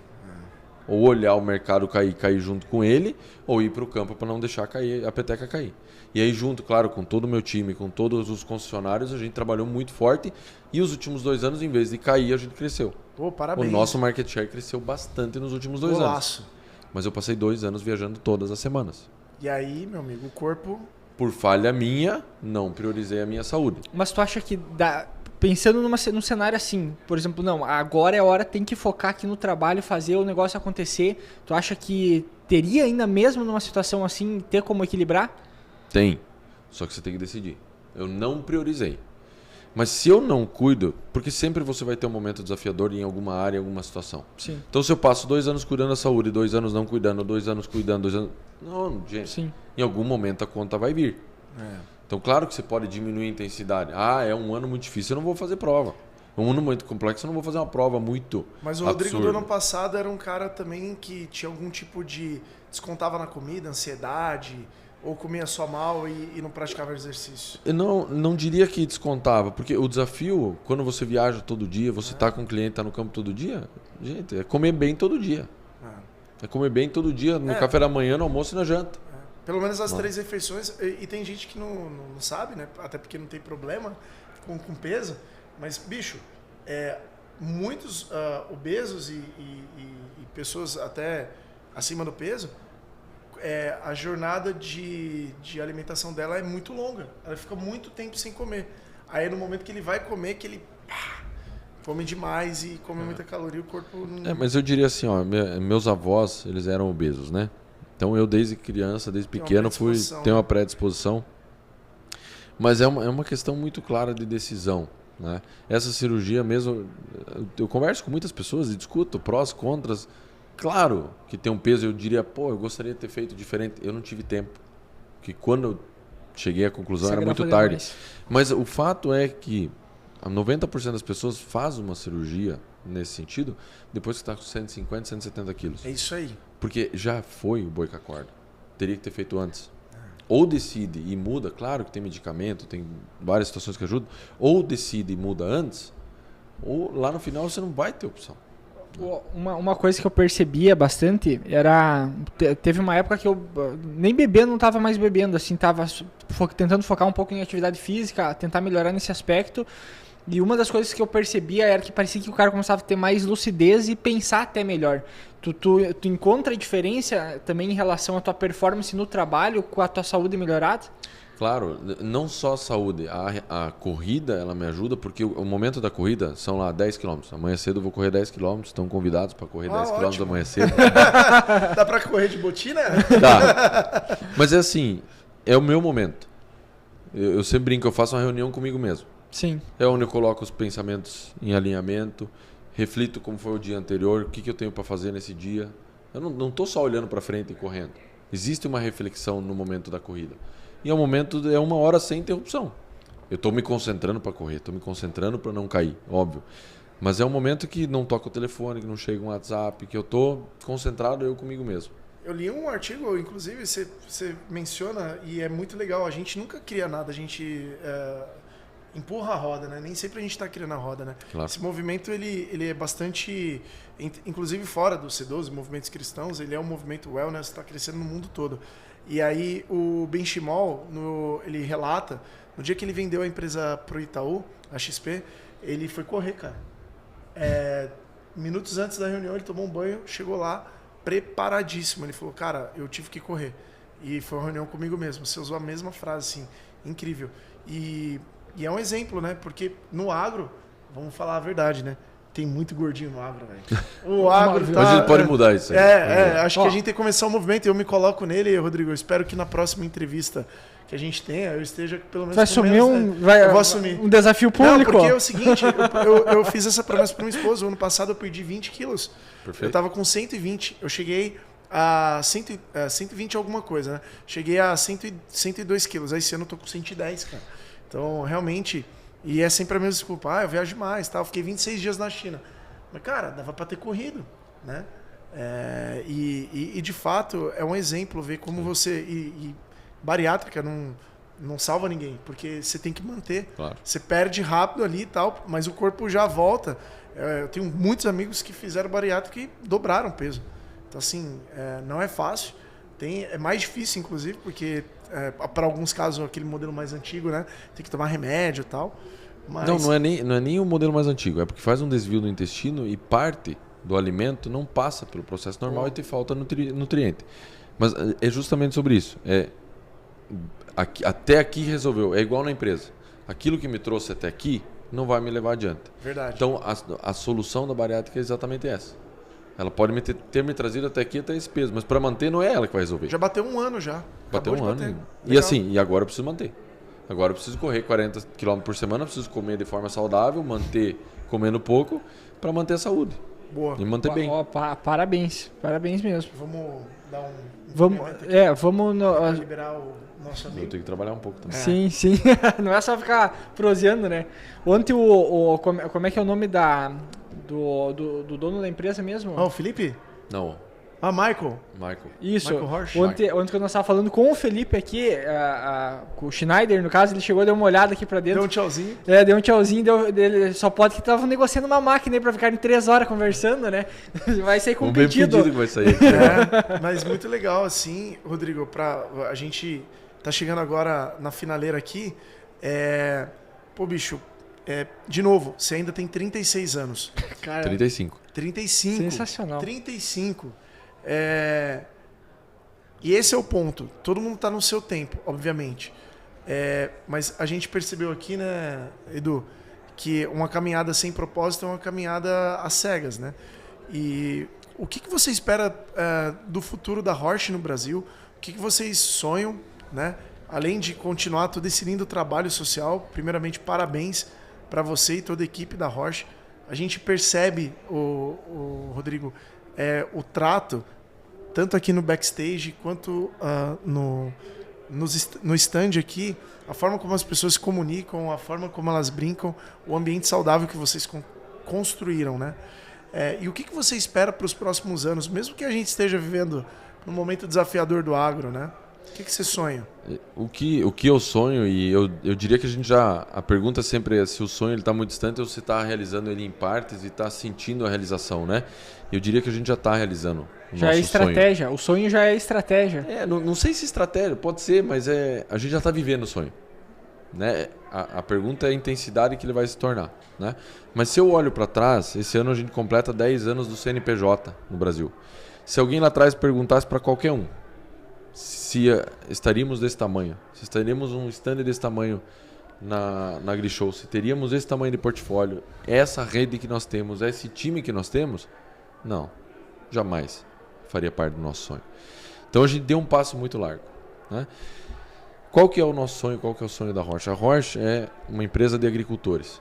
E eu me sinto assim também. Porque eu nasci lá no Nordeste, nasci lá, o início da minha vida foi lá com meus avós. Dentro de uma fazenda. E sempre acompanhando a rotina dos meus avós, dos meus tios. E assim é a Horsch também. A sucessão da Horsch para entrar dentro da empresa, ela não vai fazer faculdade em Harvard. Ela não vai cruzar o mundo fazendo universidade e especialização. Ela vai primeiro tocar uma fazenda. E gerenciar uma fazenda na República Tcheca é diferente do que no Brasil. Não tem 10 colaboradores, tem 3 e você tem que operar, você tem que sujar, você tem que bater marreta, você tem que arrumar uma máquina, trocar um rolamento, você tem que entender o que significa uma máquina parada no campo.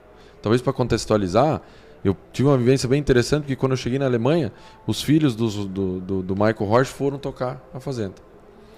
Primeiro ano, não vou falar a marca, mas os 2 tratores que eles tinham, grandes, fundiram o motor no início do plantio. No início. Tinham dinheiro para comprar trator, certo? Não tinha trator disponível no mercado. Poderiam alugar. Não tinha nenhum locatário que estava disponível. Perderam a janela, plantaram depois. Encontrei o Michael, falei, Michael, que tragédia, primeiro ano dos guri, perderam a janela, plantaram atrasado, vão produzir mal. Ele falou, calma, isso é só investimento. Porque eles precisam entender o que significa uma máquina parada no campo. Precisam entender que a vida do agricultor não é só alegria. Tem anos difíceis, tem anos pesados. Ano seguinte, deu seca. Também produziram menos. Daí eu falei de novo, Michael, cara, que pena, né? Era o ano dos guri produzir. Não, eles têm que entender que a agricultura não é só alegria. Que o campo não é só alegria.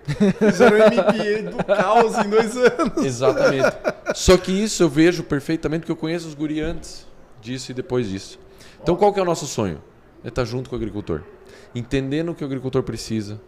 Qual é a dinâmica que a agricultura está sofrendo naquele momento. Porque hoje a gente está vivendo algo diferente do que há 5 anos atrás.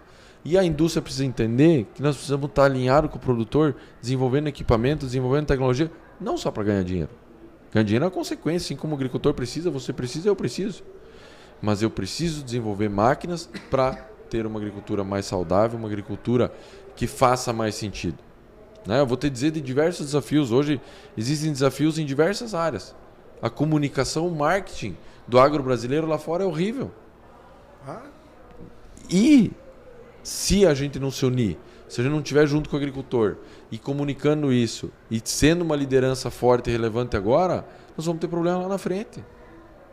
Existe uma tendência, uma busca hoje, eu estava conversando com o Maicon ontem sobre isso, de uma transição da fibra hoje natural de algodão para o algodão sintético.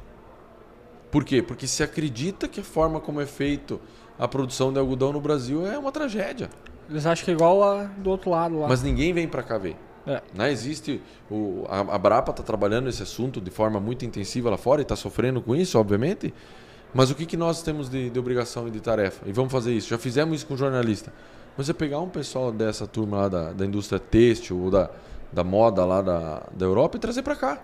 Conta com a gente. Né? Vamos fazer esse trabalho. Conta né? conosco. E eu acho que é isso que nós precisamos hoje. Nós temos um monte de jovens no agro extremamente inteligentes, sábios, ágeis, com tudo na mão para fazer acontecer. Mas tem medo. Não se expõe, não vai para o campo, não luta por aquilo que sonha, por aquilo que acredita. Então o que a gente precisa é isso. O que eu sonho?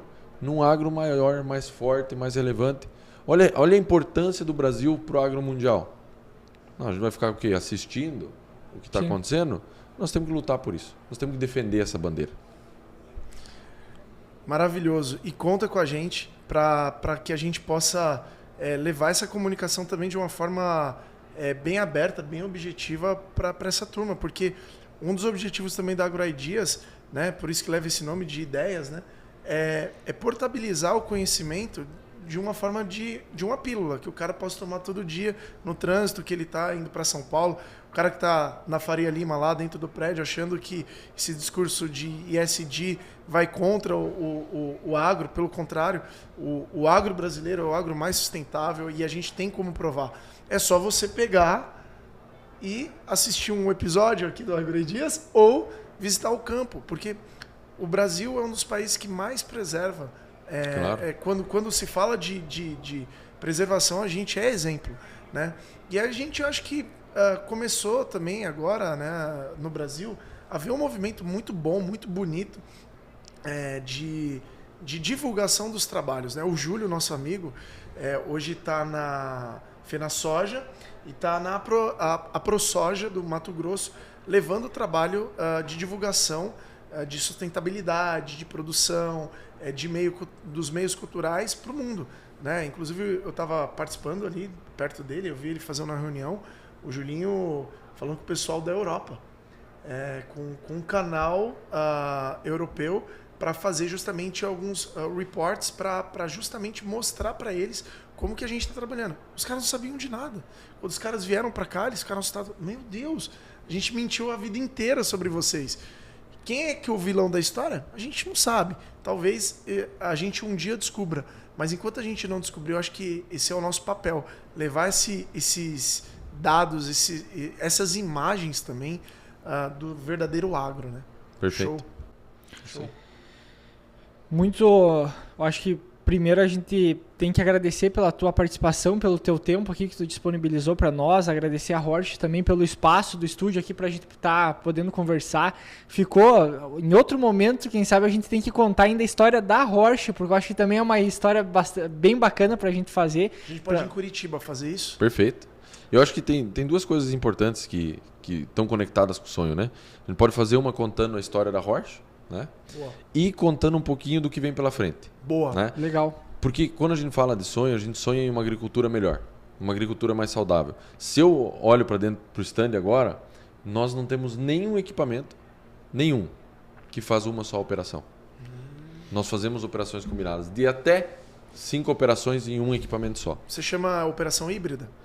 Não sei se híbrida, mas é combinada porque se eu vou fazer um trabalho de descompactação no solo, por que eu não aproveito já e coloco uma semente miúda? Por que eu não coloco adubo junto? Vantagem Né? de ser agricultor e o negócio, cara.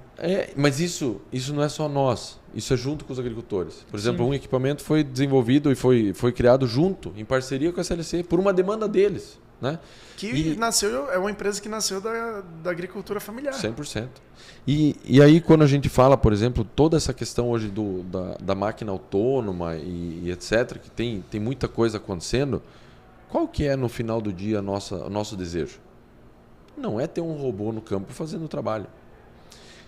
É tirar a decisão do operador de vira o volante para a direita ou para a esquerda, acelera o freio.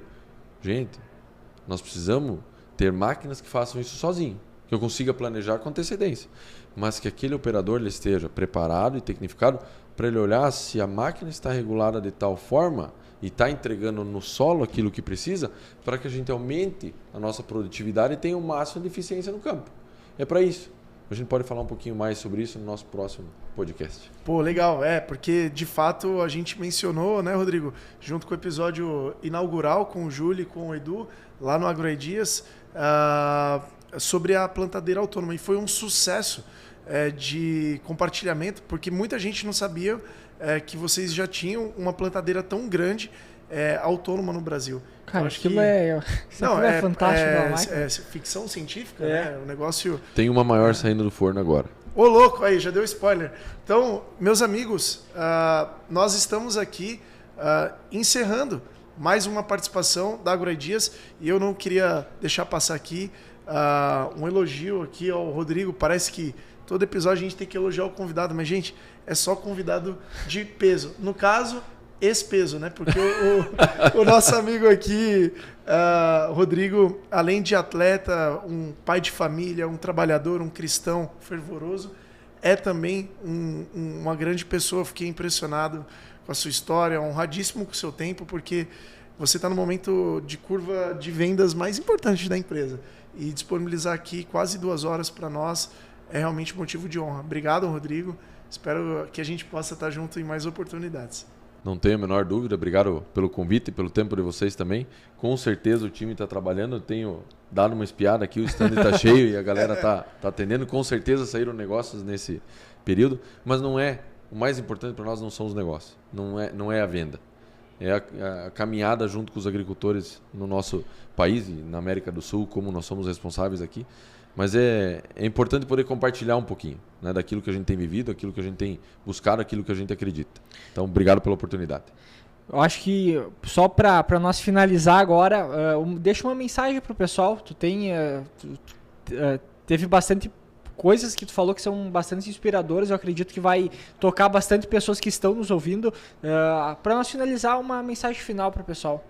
Eu diria duas coisas importantes. A primeira é: não negue a sua fé, né? Não negue aquilo que você acredita, independente do que for, né? Isso faz parte da tua essência, da tua história, né? Eu vejo muito jovem com uma história maravilhosa, com valores impressionantes, mas que ele guarda para si, né? E às vezes você compartilhando, não é jamais para você se autopromover, e eu jamais gostaria de fazer isso, mas é para você conseguir influenciar outras pessoas e trazer consequências a longo prazo para a comunidade, para a humanidade, para os próximos que estão no nosso entorno. E os jovens, principalmente, eu sempre falo isso: se dediquem, corram a milha a mais e busquem ser relevantes aonde estiverem, porque nós precisamos justamente disso no agro hoje. Todas as áreas precisam, mas no agro a gente precisa de uma liderança jovem, atuante e forte, para a gente transformar alguns desafios que estão por vir, né? Toda essa comunicação, a gente tem 2 caminhos. A comunicação do agro para fora, né? Vamos pegar a Europa, por exemplo. Eu tenho 2 oportunidades. Ou me acomodar e dizer: os europeus falam mal do brasileiro, que está desmatando, etc. Ou eu posso ter um trabalho ativo de ir lá convidar jornalista, de falar bem do agro, de fazer um trabalho talvez em conjunto com as associações para a gente divulgar e investir dinheiro. Se o agricultor fosse um pouquinho mais unido e cada um colocasse um pouquinho de dinheiro para investir em marketing, nós transformaríamos o agro num curto espaço de tempo. Então, essa seria a mensagem. Rodrigo, agradecer novamente, né, pelo espaço, pelo teu tempo. Cara, foi uma conversa sensacional. Eu acredito que quem chegou até aqui ouvindo foi um episódio que com certeza deve ter cutucado em várias feridas aí e talvez provavelmente vai buscar algum tipo de transformação a partir desse episódio. Acho que vai ter muita gente indo hoje dando prazo em oração. Falar: Deus, essa semana eu quero. E vai acontecer. E tomara que aconteça, porque a fé, ela se prolifera com exemplos de fé. Então, muito obrigado pela tua coragem também de expor isso, se expor, de colocar, de não se envergonhar da tua fé. E é uma marca registrada que nós nem imaginávamos. Quando tu foi ali no break, rapidinho, a gente ficou conversando aqui só sobre isso. Cara, quanta cutucada, nossa, tu viu? Como é que vai fazer? Sim. Eu cocei aqui a cabeça e falei, realmente, já aconteceu isso, já feliz. Então, acho que, Rodrigo, não tem nem o que falar, assim, a gente precisa de mais Rodrigos no mundo corporativo. E hoje você ganhou, assim, de verdade, dois admiradores reais, assim. Obrigado pelos ensinamentos, né? Perfeito, eu não quero admiradores. Eu quero 2 caras atuantes fazendo a coisa acontecer. Amém. Maravilha. Então vamos pra cima. Agradecer o Júlio também, né, que deu a oportunidade, né, que fez essa conexão aí para que essa conversa acontecesse. E já fica o convite para todos vocês, ouçam nossos outros episódios que a gente tem aqui, siga nós lá nas redes sociais, no AgroIdeas, no Instagram, no LinkedIn. Compartilhe esses nossos episódios, manda para algum amigo, para algum colega, para quem precisa ouvir, que eu acho que tem bastante gente que vai precisar ouvir esse episódio. Manda para aquele teu amigo que não tem muita fé e duvida do que a fé pode fazer com você próprio. Acho que a fé não é sobre as coisas que a gente pode alcançar, mas sobre como a gente pode nos transformar. E a gente viu hoje como uma carreira pode ser definida por valores, por decisões como uma difíceis, empresa, né? pode ser construída e ficar forte como... Cara, a Roche, eu não sei não sei se é o nome, se é a cor, se é o tamanho das máquinas, mas ela passa uma impressão, um ar de assim que ela é gigantesca. Robustez, credibilidade, né? Exatamente. Então esse o caminho, né? Esse é o caminho. Então é isso, pessoal. Vamos aqui finalizando mais um episódio da AgroIdeas aqui na AgriShow e em especial também aqui no stand da Roche. Muito obrigado você que está até aqui conosco e até a próxima. Tchau, tchau.